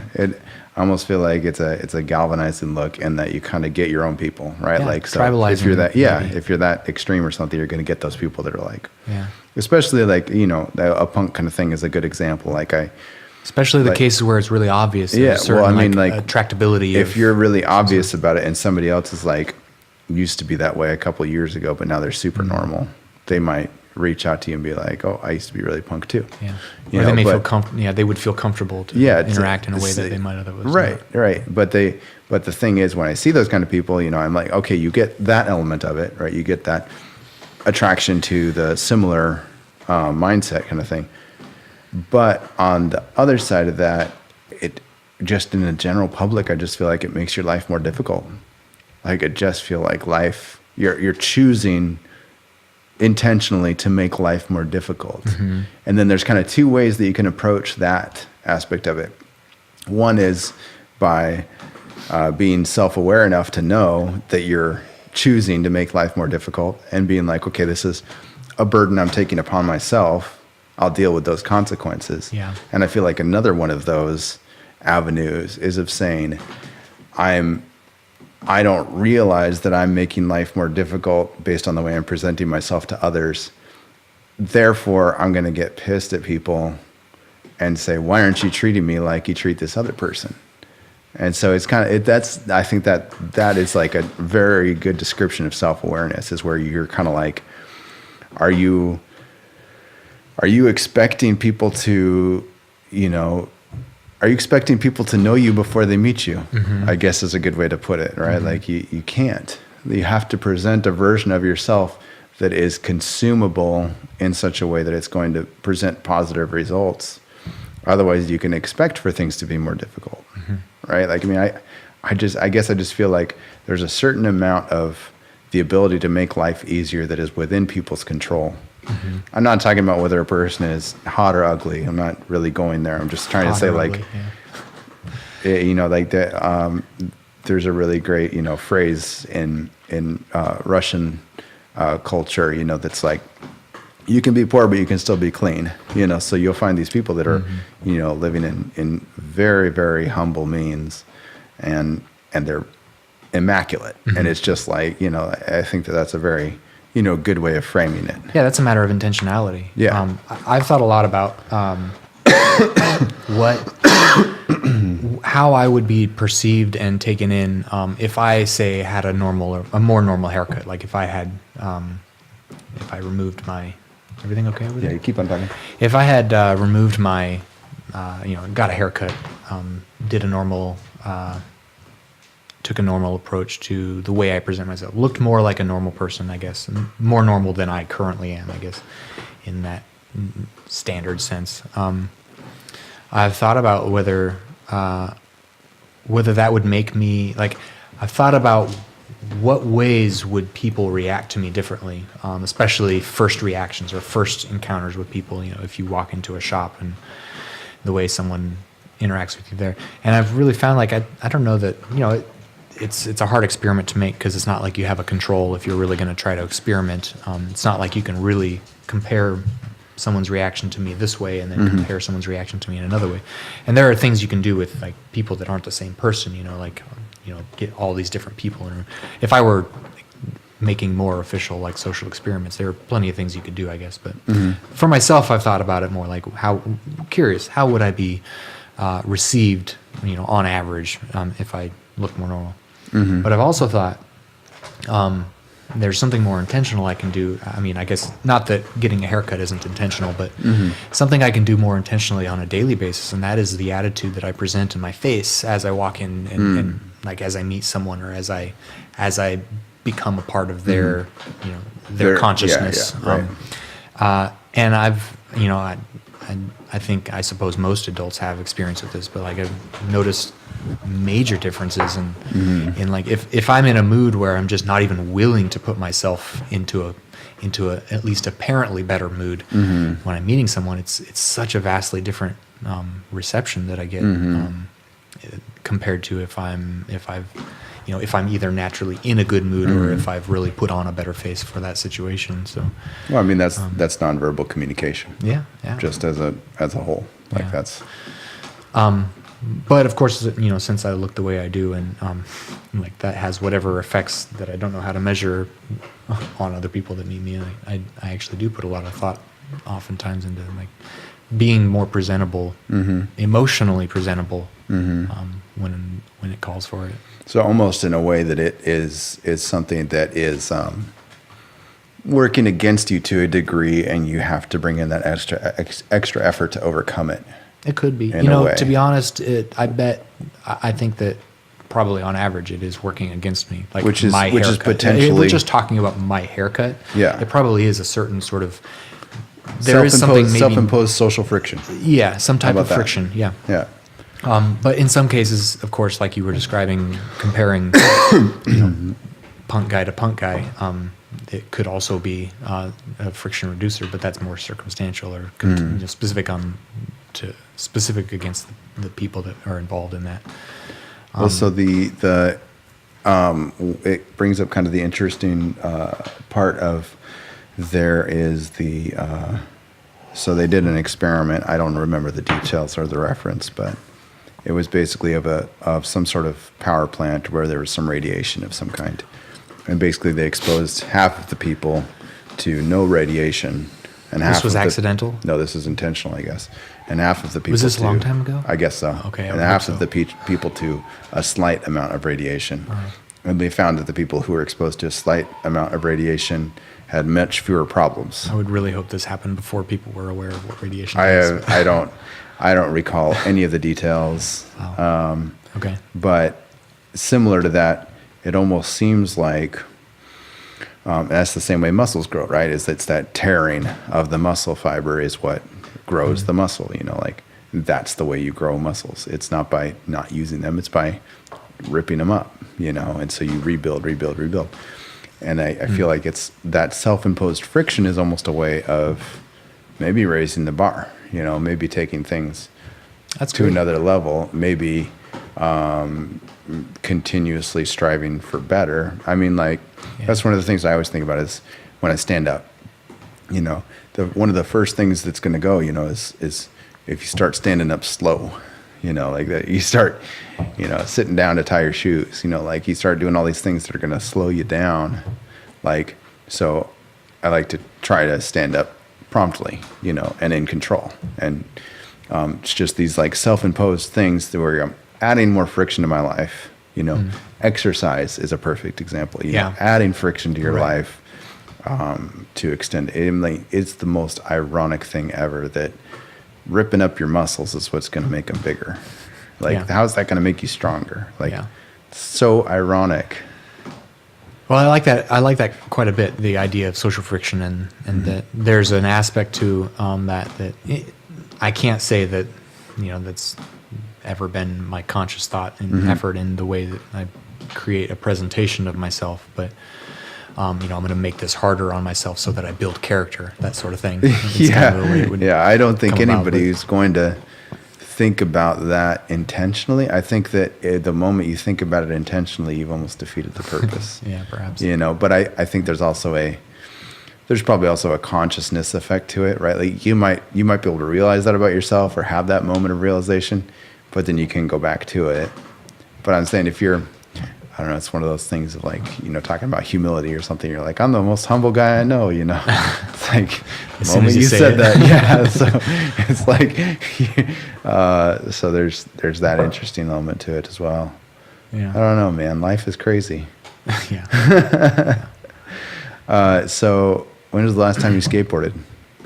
Have you ever skateboarded? Yeah. Never very well.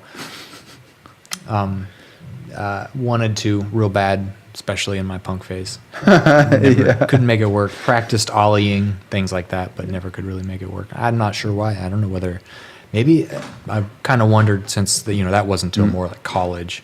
Kind of wondered if I just hadn't started early enough, created that muscle awareness early enough to be able to be familiar with it's like trying to learn a language now.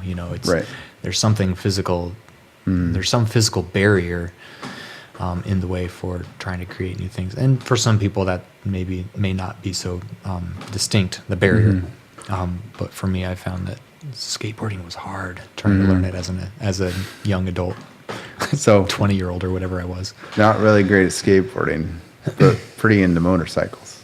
Yeah. Tell me about the motorcycle stuff. Okay, well. Two Wheels of Thunder. Yeah. In various displacements, yeah. Right. That being like motor sizes. Yeah, nice. Well, motorcycling is, I would say, sort of a hobby and an interest. I'm not sure how to describe it eloquently outside of just describing it as something that I'm really interested in and enjoy doing. I put a lot of time and effort into it.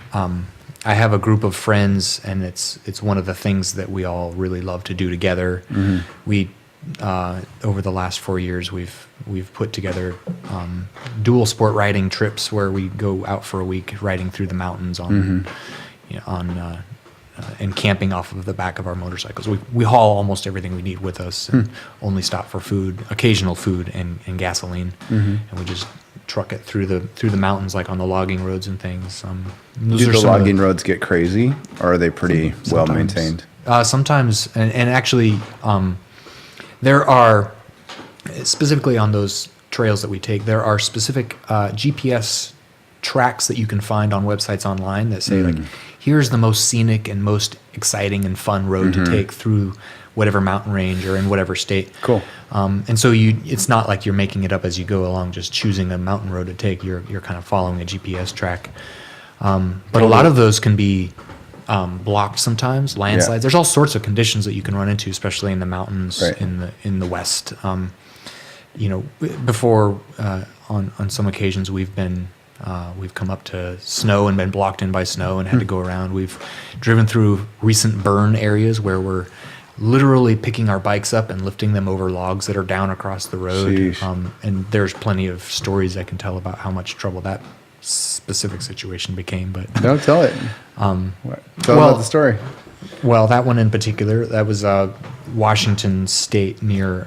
If there's ever a time, this is the time to tell it. I guess so. There was 3 of us on that trip that year, and we were near. This was just south of Lake Chelan, which is kind of right in the middle of Washington State, just east of Seattle.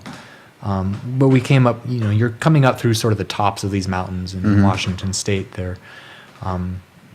A lot of the time on these trails that you spend is kind of in this open terrain. But then we got into the forested area, and we came up to the track that we're following is a GPS track that we've previously loaded into our GPS units. So it's saved in the in memory and everything. Right, yeah. Okay. Right. And we're to follow the track, we're like, well, this looks like a pretty nasty road that we're about to turn down to, because we're kind of, there's a lot of actual burn areas that you drive through often, but a lot of times those roads get cleared out even after the burn. It just takes a year or two. Recent burns usually are pretty nasty places to ride through, but we've ridden through quite a few burn areas in general. And so what state are we in right now? Washington. Okay. Yeah. But we make the choice to go down this track through the, we're kind of in the tops of the mountains. You can almost look down from the ridge tops down onto Lake Chelan. We're that close to like this major valley.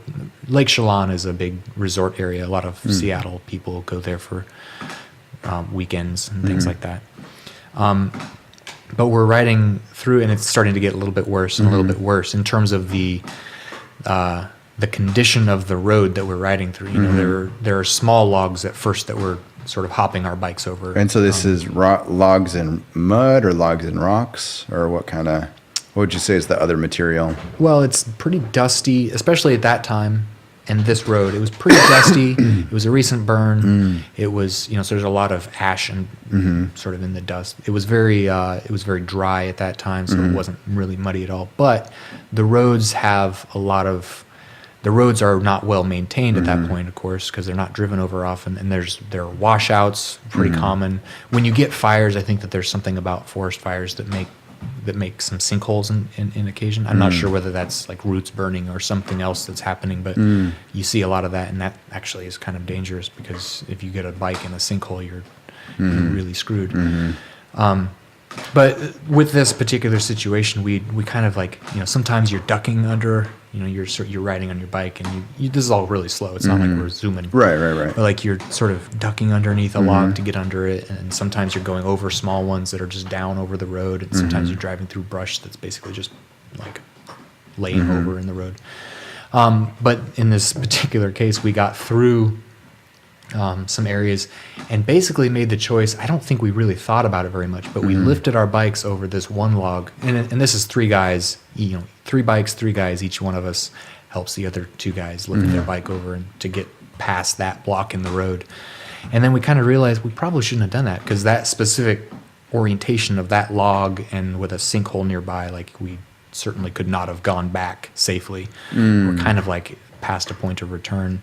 And so we go a little bit further up and really kind of realize the situation we're in. So we stop the bikes, get off. It's really hot at this point. This is July in Washington. And we decide, well, let's walk down, because we see there's a lot more brush that's down in front of the road. And a lot of these are bigger trees, like not like the kind that would knock you off your, well, it could do that, but not, more like brush that's just sort of down in the road. And so if you were just to drive through there, you're just constantly like running through like all sorts of nasty stuff. And if you're going to run over logs down the hill, we were thinking like, we really should go check this out before we do. So the summary of the rest of that afternoon is, this is an entire afternoon. We walk down probably a mile or so, like down the road, leave our bikes up sort of up where they are. Okay. We walk down just to check it out, sort of try to clear some brush so that we have a clear path down and to make sure that we can get through this burn area. Really, really wore ourselves out. Like it was very tiring. In one case, I think we have water, but you're also like, well, we definitely better not screw around with this, because if we, for some reason, got stuck up here. Yeah, you don't want to get into a survival situation of any kind, right? But walking down the hill and back, we realized, I should have brought my water with me. Oh, yeah. Because it's hot and you're wearing, motorcycle gear and stuff. Absolutely. So, there were no accidents there. We made it down, and we made it. We found that it made it pretty clear we were going to be able to get through, but it was just a big pain in the butt to get through the rest of that brush that was there. So we walked back up and then rode down and had steaks or something like that in Lake Chelan, the town. And but one of those experiences where really you think, man, I'm actually, now that we did that, I'm glad we did that, and we feel now, that was only 2 or 3 years ago, we feel stupid and young for doing that back then. But that's because we learned something, and we're much wiser about how we go about this. And it's the process of doing these kind of motorcycle trips is that we find that we do them better and smarter every year. And from that, at least, I guess I could theorize either direction, but we derive more fun from it because we are better riders and better decision makers. Right. Might be able to say that like we should be making stupid decisions, and that's what makes it fun. But my mom probably wouldn't like that decision or that arrangement. So, but that's one of the big things. These motorcycle trips they've been one of the best experiences of my life. Especially the first one that we did. When we first were realizing that how much fun it was to do that kind of trip. So, but that's all of the on the dual sport side. I ride. In some cases, I have a street bike, and I ride to work and back, and I use it as a daily, especially in the summer. And I ride, for fun. So we used to go out on rides with friends. It's mostly a hobby, and in some cases, like I really enjoy working on the bikes that I have, especially the ones that are sort of maintainable by me. I've got a bike that's more newer, so it's more like a car, and then if you break something, you just got to go to the dealer and buy a whole new module part that you can do with that sort of bike, But I enjoy the aspect of the small motor and a machine that I know a lot about, not everything, but a lot about, that I can sort of keep running and keep going. And like, that's one of the aspects about doing these trips through the woods, is that, we bring tools and we bring things that we anticipate we may need. We've had flats, we've had carburetor problems where we had to invent little fuel gaskets out of pieces of rubber just to be able to get this given bike that was not running at the time down the hill because it had blown blown a gasket. Right. That's not really what happened, but I guess you could describe it that way. Nice. And that's actually a huge part of the fun of it too. Like, being sufficient, a little risk, being a little self-sufficient in that regard, and using, our 3 or 4 brains or however many people are involved to figure out how to solve those problems. It's I think that those kind of situations are much more safe, really, than we like to think they are. But that's what we modern people need, I guess, is a little bit of perceived risk. Yeah, that's and I get a lot out of that. And it's fun. It's fun for what that is, I guess. Yeah. Getting out. I mean, one of the things I'm curious about is how'd you put together the first one? Just out of the blue. I mean, how'd you put together the first trip? Yeah, well, one guy said, "Hey guys, we should do this." And we, there's a lot of video links flying around, and somebody, one guy is really good at like coming up with cool things to do and interesting things, and then the others are really good at jumping on that bandwagon. Nice.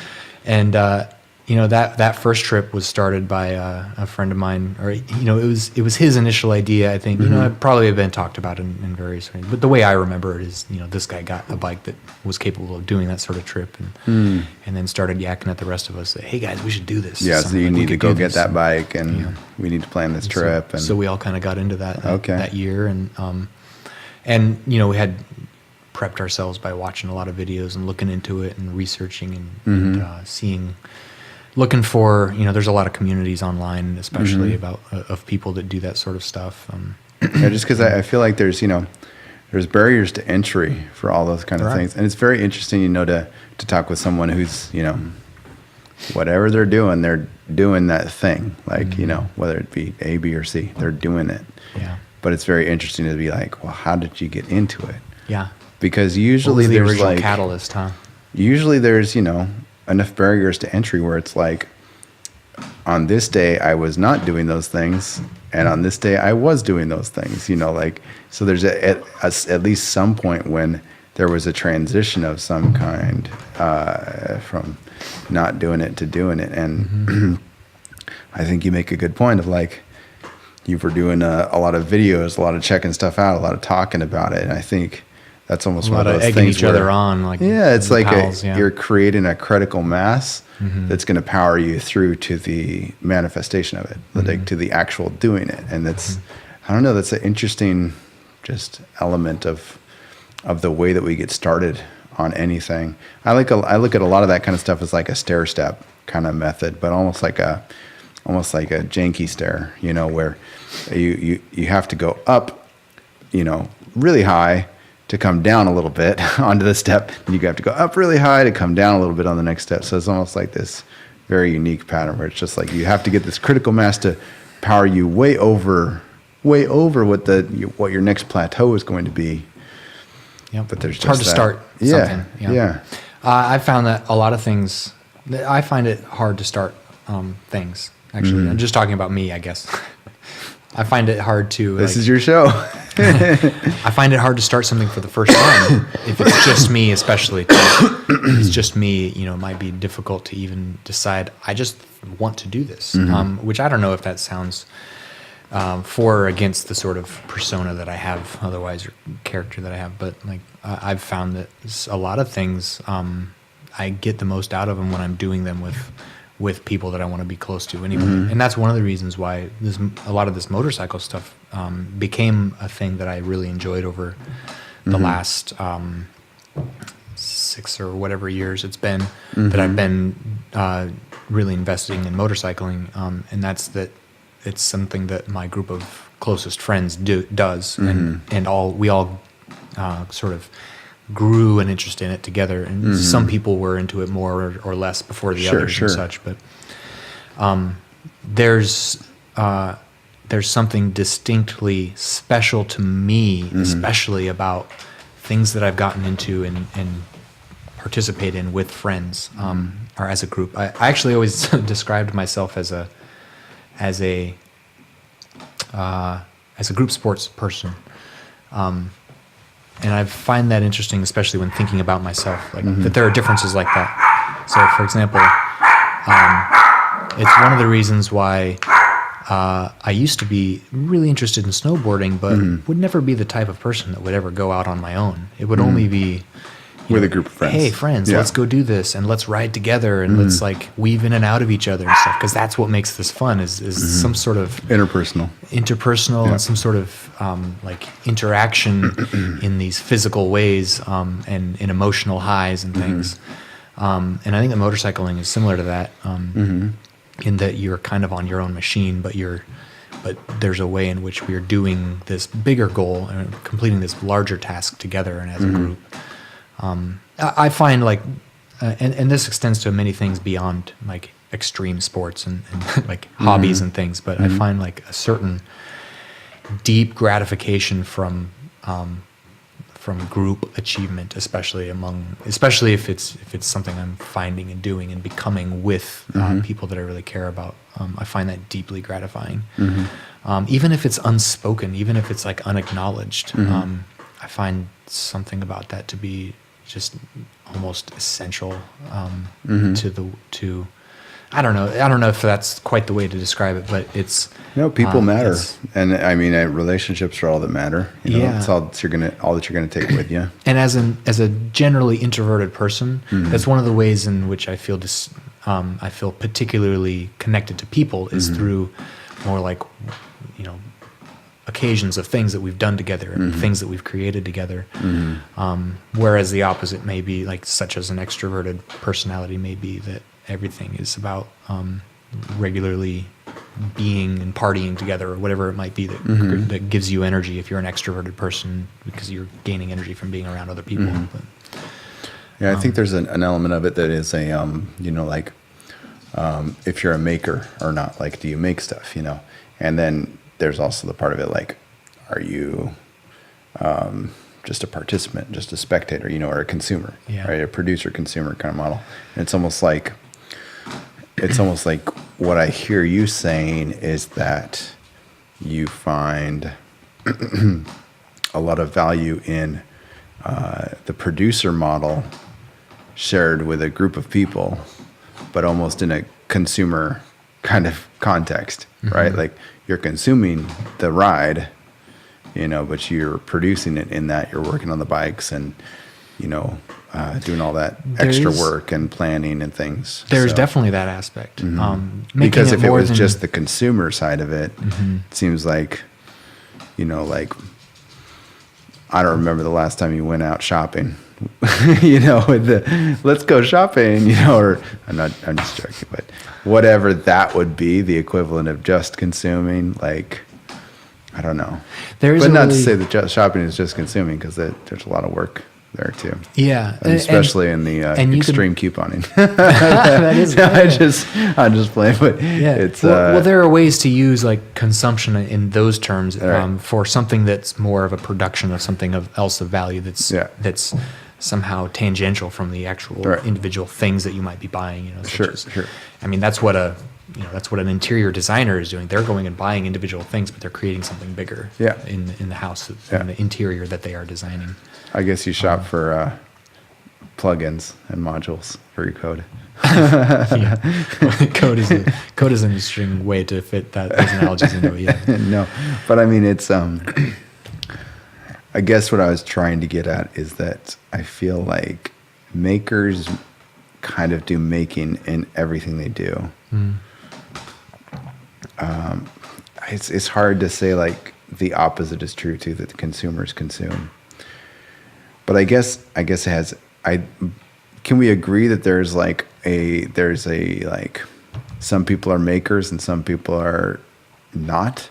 Yeah, absolutely. What would you say the opposite is? Consumer? What's it called? Or just not a maker? Yeah, well, consumer works, but but I mean, a producer is also consumer. So those terms aren't purely opposite. They're not. They're not perfectly in. That's the thing. I almost wouldn't put them together. I would almost say like. Different scale. You're not more than one scale. Well, I think a maker is someone who says, "I can do this," or "I can do anything." Almost, I'd say that's a maker. Somebody who says, "I can, given time, resources, whatever, physical ability, maybe too. I can do anything." I'm not saying we could all, be the strongest man in the world or something, but if you Given said, motivation as well. Yeah. Yeah, but if you said like build a rocket that can go into space, we're both engineers, so we're probably more apt to that, thing. But maybe if I said like you could be a professional psychologist, like, I mean, I feel like given the time, resources, whatever, like that's something I could do. And I don't know, is that a maker mindset? Is that, what is it? What is it if you think you can't do it? Is that a non-maker mindset? Is that acknowledging your inability? Where does distinction come in for that maker mindset? Because I would wonder if there's an aspect as well there of not only can I create it, but I can make it somewhat distinct, or it somehow has my brand or my, something personal to me about it in what I'm creating. Is that part of the maker pattern that you're talking about? You mean something that you have that's unique to you? Yeah, and the thing. I don't think it has to be unique. Uniqueness can be like a little bit unique, or like just a little bit. I would say distinct versus. I'd say that's not a part of the maker thing at all. Oh, you don't? Okay. No, because I mean, like if you said like, Kirk, can you build a wagon? That's identical to this other wagon. Yeah. I wouldn't feel like I'm putting my personal touch on it in any way. Okay. Yeah. But I would feel like I have the ability to do that, and then I could take a first step at what that would be. Yeah. Well, I'm not sure why the concept of a maker feels like there's some distinction in it, like for the maker themselves. I guess I'm just saying some folks don't want to go out and make stuff. Maybe some folks are not. Some folks don't feel like they can do things like that. Mm-hmm. I'm curious what stops those folks. Yeah. There are probably a million reasons for any individual person. How do you start to? Of course, yeah. Yeah. What makes someone happy with a life where the things that they do make? Because there are a lot of people also, I think, that are makers in one area might not be in another. Certain things they want to be, have their touch on, or want to invest the time, because there's limited time, and other things that they're okay with letting, consuming. If that's the opposite that we're using, at least in this circumstance or in this discussion, like. Well, if you're I guess what I'm looking at it as is, maybe this is a better way to do it, or a better way to say it, is that I feel like I need to be continuously making. It doesn't have to be necessarily even super meaningful. Like it can just be an exercise in making. But I do feel a strong sense of a need to continue making. Yeah. And it's not like I'm going to work myself to death or something. Like that's not a part of it. Like I feel like I'm completely within control of being like, I can sit on the couch and not think about anything. Like that's not a bad thing. But I'm saying if I'm going to feel probably a little bit better if I can look back on the last couple hours and be like, okay, I did this, or I made this or something. So I guess I just feel like this almost like itching or something to keep on making. And I feel like if I'm not continuously making, then I'm getting dull, and there's kind of just this sharpness that I guess I'm after with certain making.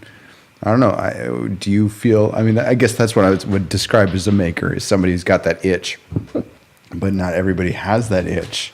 And I think that's what's curious.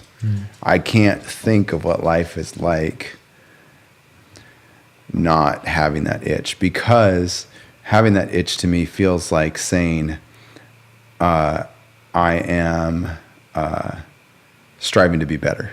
Like I feel like if I know I could turn it off and stop, in a way, but I would feel like at that point I'm like selling out, shutting down, turning off. Yeah, I would throw this in there quickly. Like people are makers for different reasons too. Your sense of being a maker, the things that I perceive about you as the things that you want to take on and create. I see in you a certain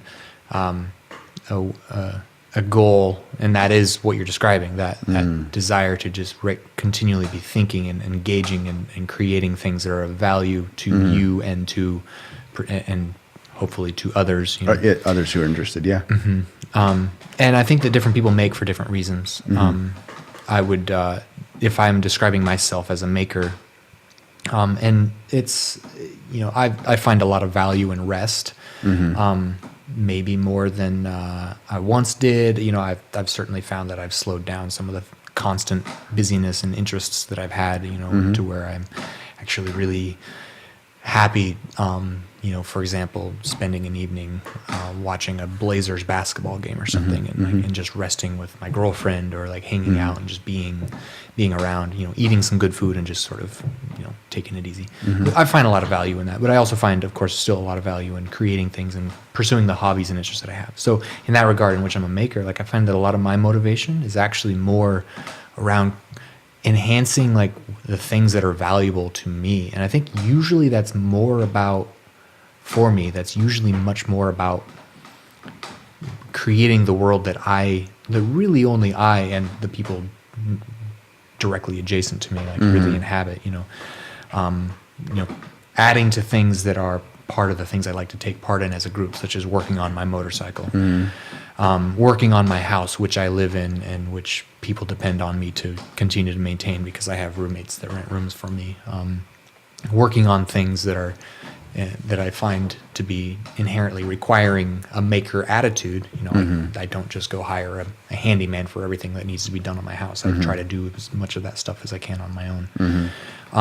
I find gratification out of that because there's something about it that, for me, I enjoy just doing and being. And so, there are ways in which that also extends into like the personality that the person that I am and project about myself and my identity and what I project as being valuable and distinct or inherently me. I've found, though, that quite a bit, it's not that being a maker is necessarily, it's not that it's devoid of this entirely, but it's much more about those things for me than it is about producing and seeing the fruit of my success, I guess, or of successfully creating something. So if you were to describe it a little more succinctly, just so I can wrap my head around it a little bit better, you're kind of saying it's almost like a way of finding internal meaning? Yeah. Okay. I'm making my identity. Okay. And I think... So you feel like it's a part of... maybe a good way to put it is you're taking your internal mindset and curating the external to be a reflection of that. Well, it's curating, it's using, it's expressing. It's several different sort of ways of engaging it. It's not purely creating a reflection. It's there are ways in which that's...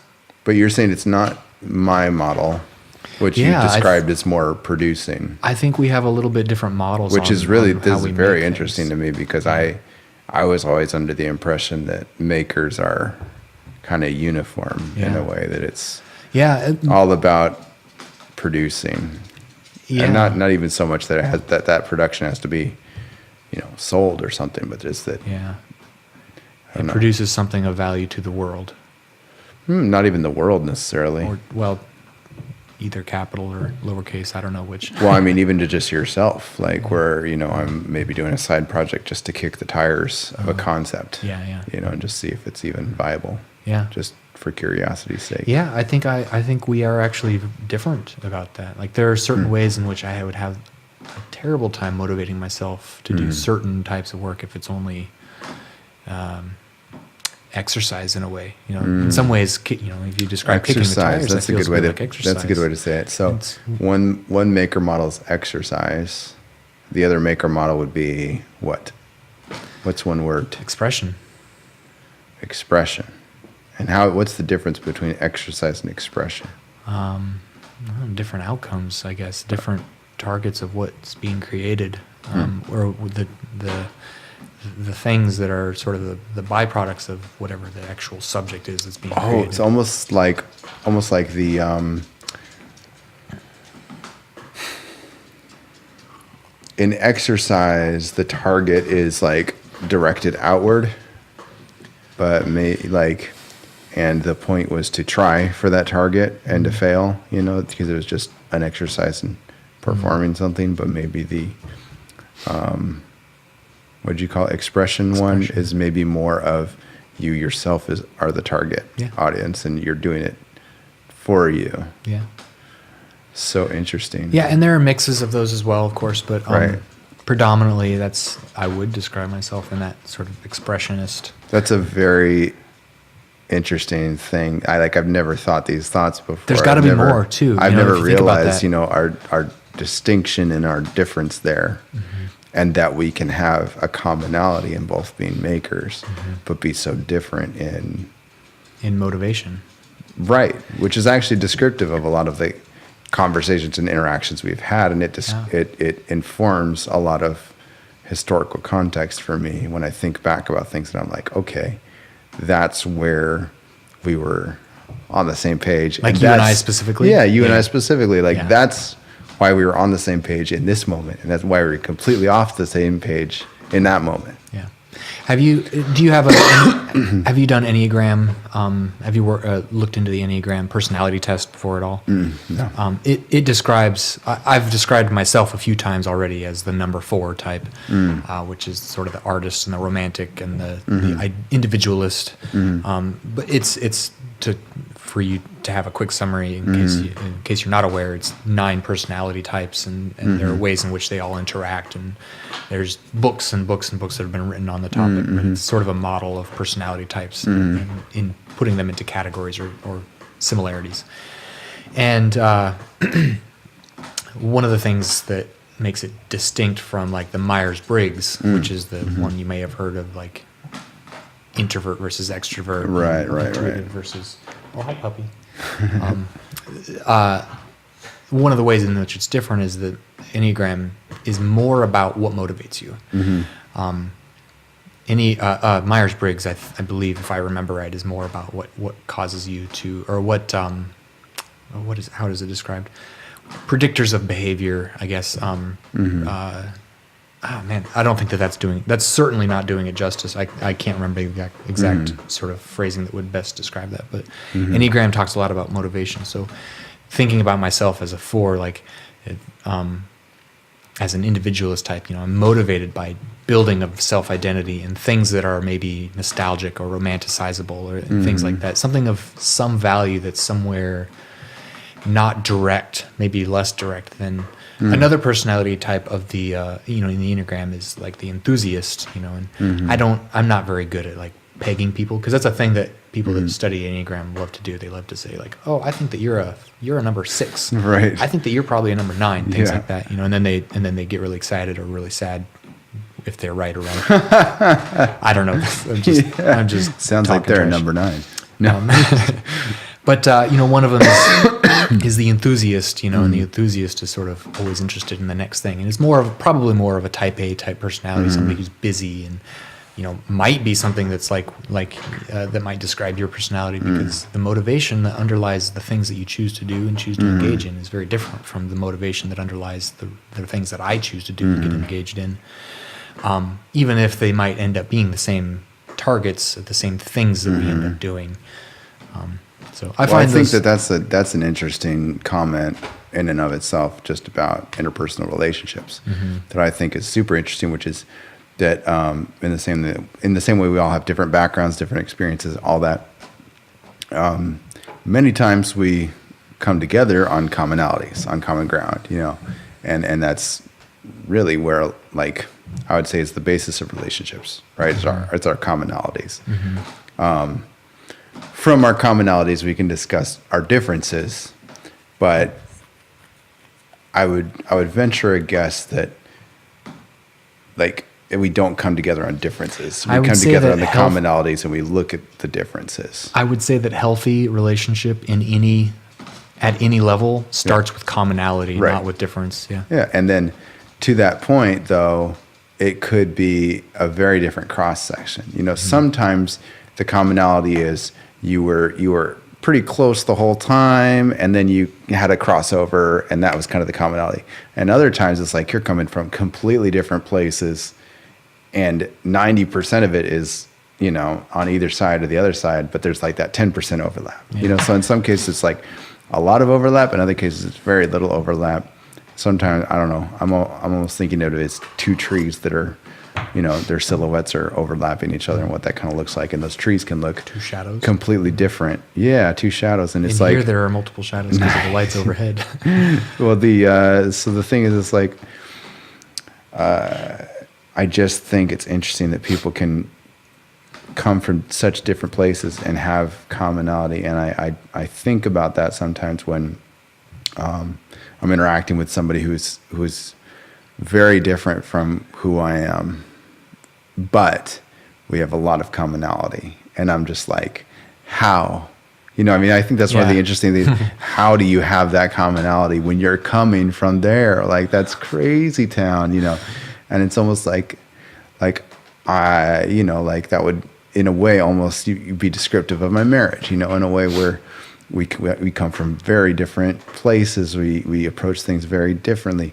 But I almost look at that as like, maybe that is one of the strongest things you can do, is in a way you're almost increasing your surface area, right? Mm-hmm. Your theoretical surface area, because so little of it is overlapping. That means that, say, 90% of me is covering one spectrum, the other 90% is covering the other spectrum, because I have this 10% overlap, and that relationship is what's allowing me to have that sort of surface area, to have that sort of coverage. And it similar to your dichotomy, juxtaposition kind of commentary, I almost think that the higher the contrast, or the higher the coverage, it's kind of a comment on the brighter the color that comes of it. The depth of the depth of experiences you can have. I mean, I feel. I guess I would say that, you know, almost to look at the inverse of it, if you said, I'm only going to spend time with people who are very similar to me, we're only going to do those things that are very common to us, you're going to have, I feel like, less depth. Yeah. I mean, I feel like it's an exact descriptor of depth. But then the question is just like, how much depth is good? Mm-hmm. You know, infinite depth is, you know, not going to be ideal. Shallow depth is not going to be ideal. Yeah. So, but a healthy, how much depth do I want? Yeah, but I mean, I feel like depth is, you know, kind of at the start of our conversation, we were talking about authenticity and things like that. I feel like depth is a great descriptor of authenticity. And I think that there was an interesting movie, and a friend commented on it, where at the ending of the movie, I don't know if it's the one where, I think it's the one where they slow down time as they go deeper, but it's not that later one, it was an earlier one. Anyway, Inception? It might have been Inception. I don't think it is, but there's a relationship that the person has with somebody deep in it, and they're getting married or whatever, but it turns out to not really be her. I don't know if you remember this movie. Yeah. But that sounds familiar. Maybe it is Inception. I think maybe it's not Inception. I can't recall. But anyway, the dude is he wants to stay there. He wants to stay there, but he realizes it's not her. Yeah. And then the point being that it's it's his memory of her. Yeah, yeah. So she could always be there, but she'll never be as unique as the real her. She'll always be his projection of her. Right. And that meaning not her own meaning he's projecting that 10% that he knows of her. Yeah, yeah. But the other 90% that weighs in and brings out those wild cards that he could have never predicted is not going to be present. And I think that's probably a great cinematic depiction of the value of depth. But in a way, seeing that was like, maybe I would have chosen to hang out with that, because, it's a projection, but man, like, this is a pretty advanced projection here, and we could probably have a pretty good time. This is kind of the question of how well could you get along with yourself? Yeah. And I guess I like to think that if you're reasonably nice, that a person would love to get along with themselves. Like they would find themselves to be very cooperative. But maybe that's just day one thought process. And if you're able to project enough that there's enough variability in the moment to moment interaction. Yeah. Well, as I mean, opposed like to just like a shadow that's perfectly. Maybe you a could shadow. almost say the twins are that. Yeah. Like, I don't know. Oh, interesting. Yeah. Right. But I mean, like, because no matter, the whole point is like this, you're wearing a physical reality. So even if a person stood right next to you their whole life, they're still going to be, 2 feet to the side, There's going to be somebody who's first and somebody who's second in whatever you're doing, whether it's walking through a door, I'm just saying, like, there is no exactness. So even if it was the same person, like, they're going to be experiencing different things, Yeah. Maybe they're going to get that flu, or maybe they're going to have different interests. And also you might have a balancing between the two of you, right? Like, I don't know a lot of twin stories, but I think that that's a thing, right? Where one of them will be maybe more interested in music and one's more interested in something else. And there's that kind of this balance of, like, they can almost release music to the other twin because they're going to experience that and I can support them in that, but I don't have to choose that because there's another version of me living that. Or I love I'm not sure if it's worth talking about causality, but I love the deep down, like almost atomic nature of cause and effect. The things, for example, in two identical twins that might actually make them become such actually different people, especially even if they're two that are hypothetically, never necessarily that separate from each other. People can become very different people. There's an atomic layer, I think, at which changes can happen, and things that are causing bigger, more visible changes in your personality. We're talking about like environment stuff here, like nature and nurture stuff, even, where differences, the level at which like small little environmental situations or changes might change something bigger about yourself, and no one's aware of these things and how they happen. They just know, oh, I got this idea at some point, or this thing felt and seemed better to me, or something happened to flip one way instead of the other, and that led to some new path that I took. Yeah, well, the butterfly effect, right? That kind of stuff. Yeah, I mean, well, butterfly is kind of like a particular circumstance in which like one little thing creates a bigger change, but that's part of the whole thing. I'm talking much more about the way that small things, all of the small things and all the little like atomic level size atomic level things can change who you are and what you become. I love it because I think that it's infinitely like unfathomable, the things that actually create who we are and who we become in these environments and contexts that we live in. Yet I like, because I have some level of intellectual knowledge of physics and how atoms, molecules are made up of atoms, and people are made up of molecules. Molecules are made up of atoms. Atoms are made up of smaller and smaller things, and these things all have physical properties that define and physical laws that govern them. And yet somehow those create such infinite variety in the scale of things that are our size of being. I find that wildly. Yeah, well, it's because things are always moving. Everything is always in motion, and motion is what causes the randomness. And I mean, even learning, a little bit about AI and things like that randomness. You give the randomness a goal, and that's what decisioning is.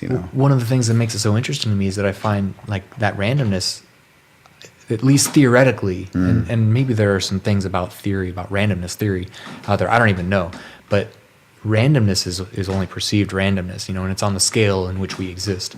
Because what I'm describing is that somewhere deep down you could theoretically map the formula, the physical laws that caused this thing to react and that thing, and the chain of reactions that created whatever the broader change was. Right. Which is, a very interesting part of when people say, "Oh, it was fate," or "Oh, it was this," Yeah, bringing another was level. Or was it was it just something that was going to happen, and your, maybe optimistic outlook is going to call it fate or meant to be or something along those lines. Like, I don't know what I think about that.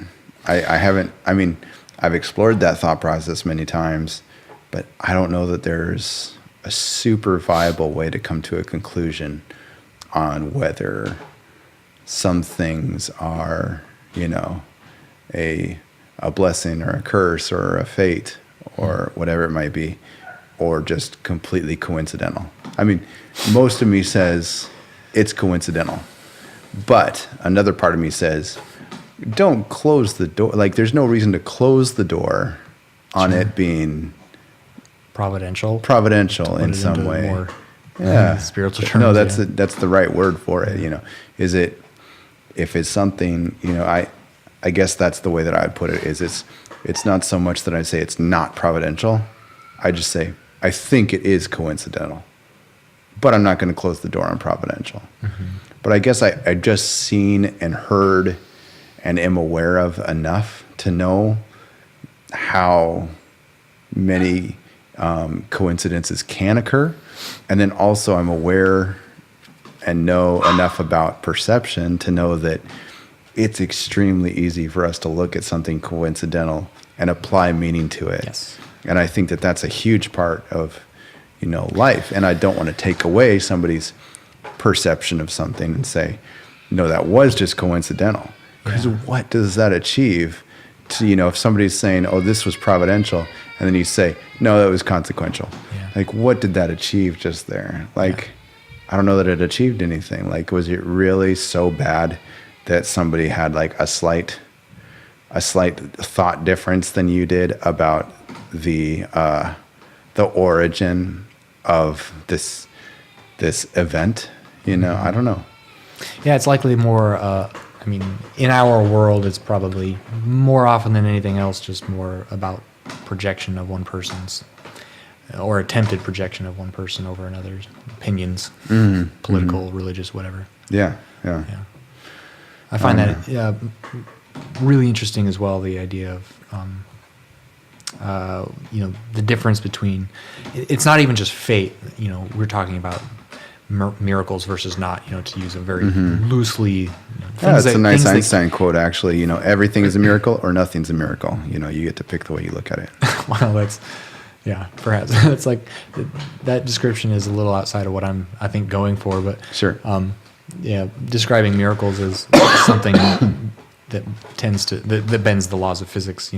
At least bends the laws of physics as we understand them. And I find it wildly interesting that there's so much that proof almost that we can describe as something that bends those laws. And maybe it's purely based, maybe you could make an assertion that everything that seems miraculous has some consequential reason for it, as to use your term. But like you said, what does that prove, or what value does that bring? Unless there's a worldview that sort of sits behind that assertion being made. I think there could be a bad side to it if someone is, that's where somebody can get scared to death of everything. Is where they're saying that wasn't consequential. That's the government. They're tracking me. That's, what is that called again? When you're super scared of everything. Paranoia, right? Yeah. So you could, a paranoid person can find all sorts of meaning in things that, are just coincidental or aren't even really there. So, that again is perception, and paranoia can be pretty difficult to say. It's not that, but I feel like paranoia and miracles, or that kind of thing could be, in a similar category to a degree. Just one is a negative outlook and one is a positive outlook, right? Like there are people that are the equivalent of paranoid for positivity, right? Like, this is a good thing, that was a good thing. It's, all of it was providential. It's like, this chair is holding me because it's a functioning chair, not because it's something true to its form. Yeah. And I don't mean to say, I'm not talking about the origins of things, and that they're, and that the reason why we have the wood is because of, this other thing. I'm not trying to get into that level of it. I'm just trying to say, like, it's not a coincidence that the chair works. The the chair could break if I took a hammer to it. You know, like these are reasonable laws of physics. I think the laws of physics are really weird too. I really almost wonder about how, you know, what the level of the laws of physics are. You know, almost like, I won't get into it, but it's an interesting thing. The level, as in, just as in, like, how do we know that gravity works? Well, you know that gravity works because you tested it, or because you experience it, or, you know. They are all still called theories, though, which Sure. I find really wildly interesting. Nice. Talking science, you know, it's like they're all still theories. Yeah. They're just not quite proven enough. I don't know. Well, I just like the thought of thinking, like, in many things that are analog, like there's interruptions almost, you know. So I'm like, we know that gravity works because we test it all the time, we experience it all the time. But what about those times when it doesn't work? You know, like, do we have those moments? Are there those times when gravity forgets to act like gravity? You know, because I feel like in so much of life and so much of everything, like there's you know, interruptions or skips or things like that, like where it just doesn't act like it's supposed to. Maybe if it's for a moment in time. And then part of me thinks, you know, that maybe it's almost like a big roll of the dice, that, you know, we rolled the dice of, okay, gravity works, you know, for the first 100,000 events, you know, and then for the next, you know, millennia, gravity won't work. You know, like, how do we know that even physics, you know, is just like this, you know, just kind of dead in the water thing? That what we perceive as physical laws are constants as we perceive them. Yeah. Or that what holds them constant won't change. That's I think what I'm trying to get at. Yeah, is that the laws of physics, while they may be true today, they may be what they are. How do we know that the laws of physics aren't organic? Yeah. Like, how do we know that those aren't changing? I mean, we talk about the universe expanding. Yeah. What about if the spin of the Earth and the speed at which we are moving through space actually affects time or something like that? You know? Yeah. Those types of things are. I cut you off though. Oh no, you didn't. You didn't. You're exactly right. It's just, you know, what if there are properties to the things that we say are kind of dead in the water? If we're saying everything is always moving, then it sure seems like the things that we call laws are suspect to the same properties, that gravity over time could change. Yeah. And what if gravity over time has changed? What other things have changed? Yeah. Like gravity affects everything, Right. almost. Yeah. So what other things may have changed or been different or been shaped because of that change, or perceived in the ways they are now because. And I'm not talking about just it growing or shrinking and still acting like gravity. I'm talking about gravity actually changing from being gravitational. I don't know what that would change into, but yeah, things get a little crazy. So your favorite language is Ruby on Rails, or you like other languages? In code? Yes. I do really love Ruby. Yeah. Yeah. What do you like about Ruby? Expression. Or I mean, do you specifically like Ruby, or is it the Rails part? Or I don't know the latest of Ruby stuff. It's more of Ruby. Okay. Rails is functional. Ruby is expressive. Okay. For me, this is. Do you prefer to write Ruby? I'm going from like historic knowledge, but do you prefer to go with Ruby on Rails or just Ruby when you write it? I get a lot out of using Rails itself as a web framework. I get a lot out of using it, and over the years I've worked with it, I've gained a lot of intimate knowledge with things and ways to make it more efficient, and when to use things that it offers and when not to, and what things it adds that are beneficial and what things it adds that are sort of dead weight. So I tend to usually use it. My current work, we tend to use it everywhere. We use it in 90% of our code base probably. But I love Ruby in particular because of its expressive, almost linguistic nature. And I think that's one of the things that made it popular in the first place, and that people really loved to talk about why they like Ruby. And I guess I'm no different in that. It's something that has a flow to it that somehow makes me feel really. It gives me a target, I guess, and maybe it's that. Maybe it gives me a target of a way to write good code. If the code that I'm writing is expressive and semantic, in that it almost explains itself, I find a value in that that you can't use. There aren't many languages that have that type of expression, and there are, but I don't personally. I don't explore and work that often in new languages, so I'm not an engineer who has a whole lot of depth of knowledge of everything that's new that's out, or the ways in which they all interact. As a professional, I've found a few languages and a set of patterns and similar things that work really well. I've become very proficient in them, and I'm able to sort of not have to relearn that stuff, and I find that valuable. At some point, I'll probably dig much deeper into new stuff, especially because I think a lot of people are abandoning Ruby, moving forward more and more. But where are people going? More towards functional languages, serverless things, Python, I believe. A lot of Node has taken over the stuff that Ruby used to. The stuff that Sorry.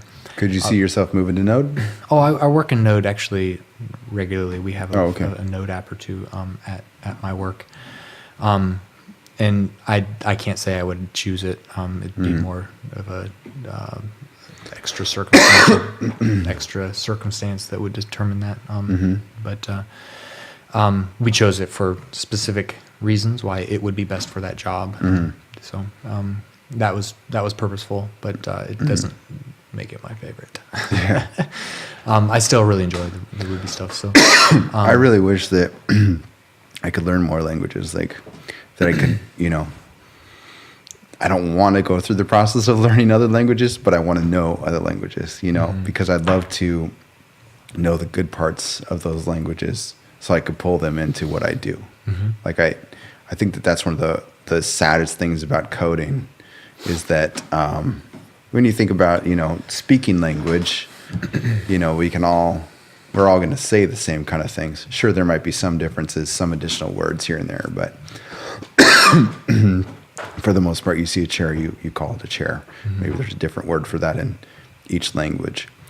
But in code, it's like there might be a chair there, or there might be a couch there. Like it's not even going to be the same, or there might be nothing there, or there might be a worker of some kind. Like it can be so different. Like it's not, you're not even describing the same thing. Yeah. So I would almost say it's not even learning a new language. It's like learning a new world, because you're learning what tools you have access to and how you can build something in that world. A lot of languages and tools are built for pretty specific reasons, and though those reasons might, and the ways in which those languages flex over time to fit, to broaden or constrict like what they're used for, that has its effect. Yeah. I find talking about like wanting to bring the best of this language into another language, I actually find myself using Ruby type expression when I write in JavaScript, when I write code in JavaScript quite a bit. I find myself trying to sort of force that very square peg of JavaScript into the round Ruby hole. Right. That's good. Yeah. I mean, I think that was one of the things that community really brought forward, at least that I observed, was a big emphasis on grammatic coding. I could almost say. Like semantic coding, I think, is a way to. Yeah, I was just using another word just for kicks, where it's almost like sentence structure that is creating a thing, and I mean, obviously, having the person who founded Ruby on Rails being such a prolific author, he was able to bring a big, strong voice to that community too, and place a certain emphasis on things that he valued as well, which was, naming functions, naming this, describing things. DHH still does that. Yeah. He's still active. Yeah. Yeah, that's interesting stuff. I find that online communities around tools in particular, such as Ruby on Rails. Well, I mean, there are communities around each of these major things that we work with. Ruby has a team of core developers, and contributors, and of course, since most of those things are open source, anybody can contribute. I find it really interesting. I'm not really a part of very many of those, and the work I've done in open source in the past has been pretty limited, and I've lost patience for it, mainly because I think it never really expressed me so much as created like exercises, sort of in the way we were describing our makerism, our distinct styles of making before. That sort of describes like why I think some of my interest in doing open source work sort of fell off in the past. But I still find those communities especially really interesting. The way that they're created, the way that those interactions between people and developers in those communities interact, the way that open source culture even itself works. creates, and even within singular like tools or single projects, there are small cultures that are just created by the people that are a part of that core team, and the way that they express their leadership and their interaction with each other to achieve the task that is continuing to maintain and add to whatever the tool is. Well, it's interesting too because it's a completely opt-in model. Nobody is. I mean, I'm sure there are certain circumstances, but nobody's forced to work on open source. Yeah. It's a come if you want to, participate if you want to, use it if you want to, which is a very interesting model, and it's super effective. Yeah. Which is why it's so prolific across the world, and all of our web services run on it. I think that that's one of the phenomenons of the internet, right? The internet is, you could maybe describe as a series of phenomenons that have happened over time, and that somehow, a lot of those come from the weird intersection between humans and human need and human ideas and experimentation as well, mixed with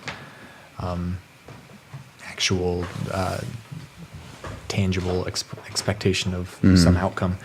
I find like the theories or like all the, I'm going to describe it this way, all the phenomenon that make up the internet, and something that's, if you just draw a box around the internet, something that makes all the many things that have happened and been created out of that culture and that drive towards some big thing in the future that started to become a thing for the future when we started to realize what the internet is and could be. Like, I find that really, really interesting. All the things and all the different little cultures that were created out of what was otherwise non-physical space, or what is non-physical space. Absolutely. It's all digital, like these cultures, these small circles of people. Whether we're talking about coders or other circles of people, like all the things that have happened because of that tool and what it created for the world.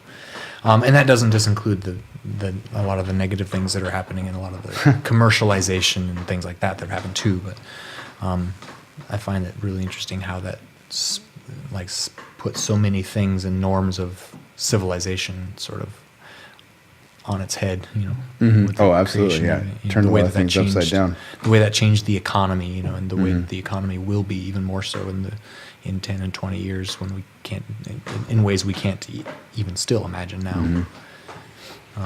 Interesting things. Well, I definitely appreciate you coming out tonight, and man, it's been a great time to chat it up. Yeah. And thanks for making it. Of course.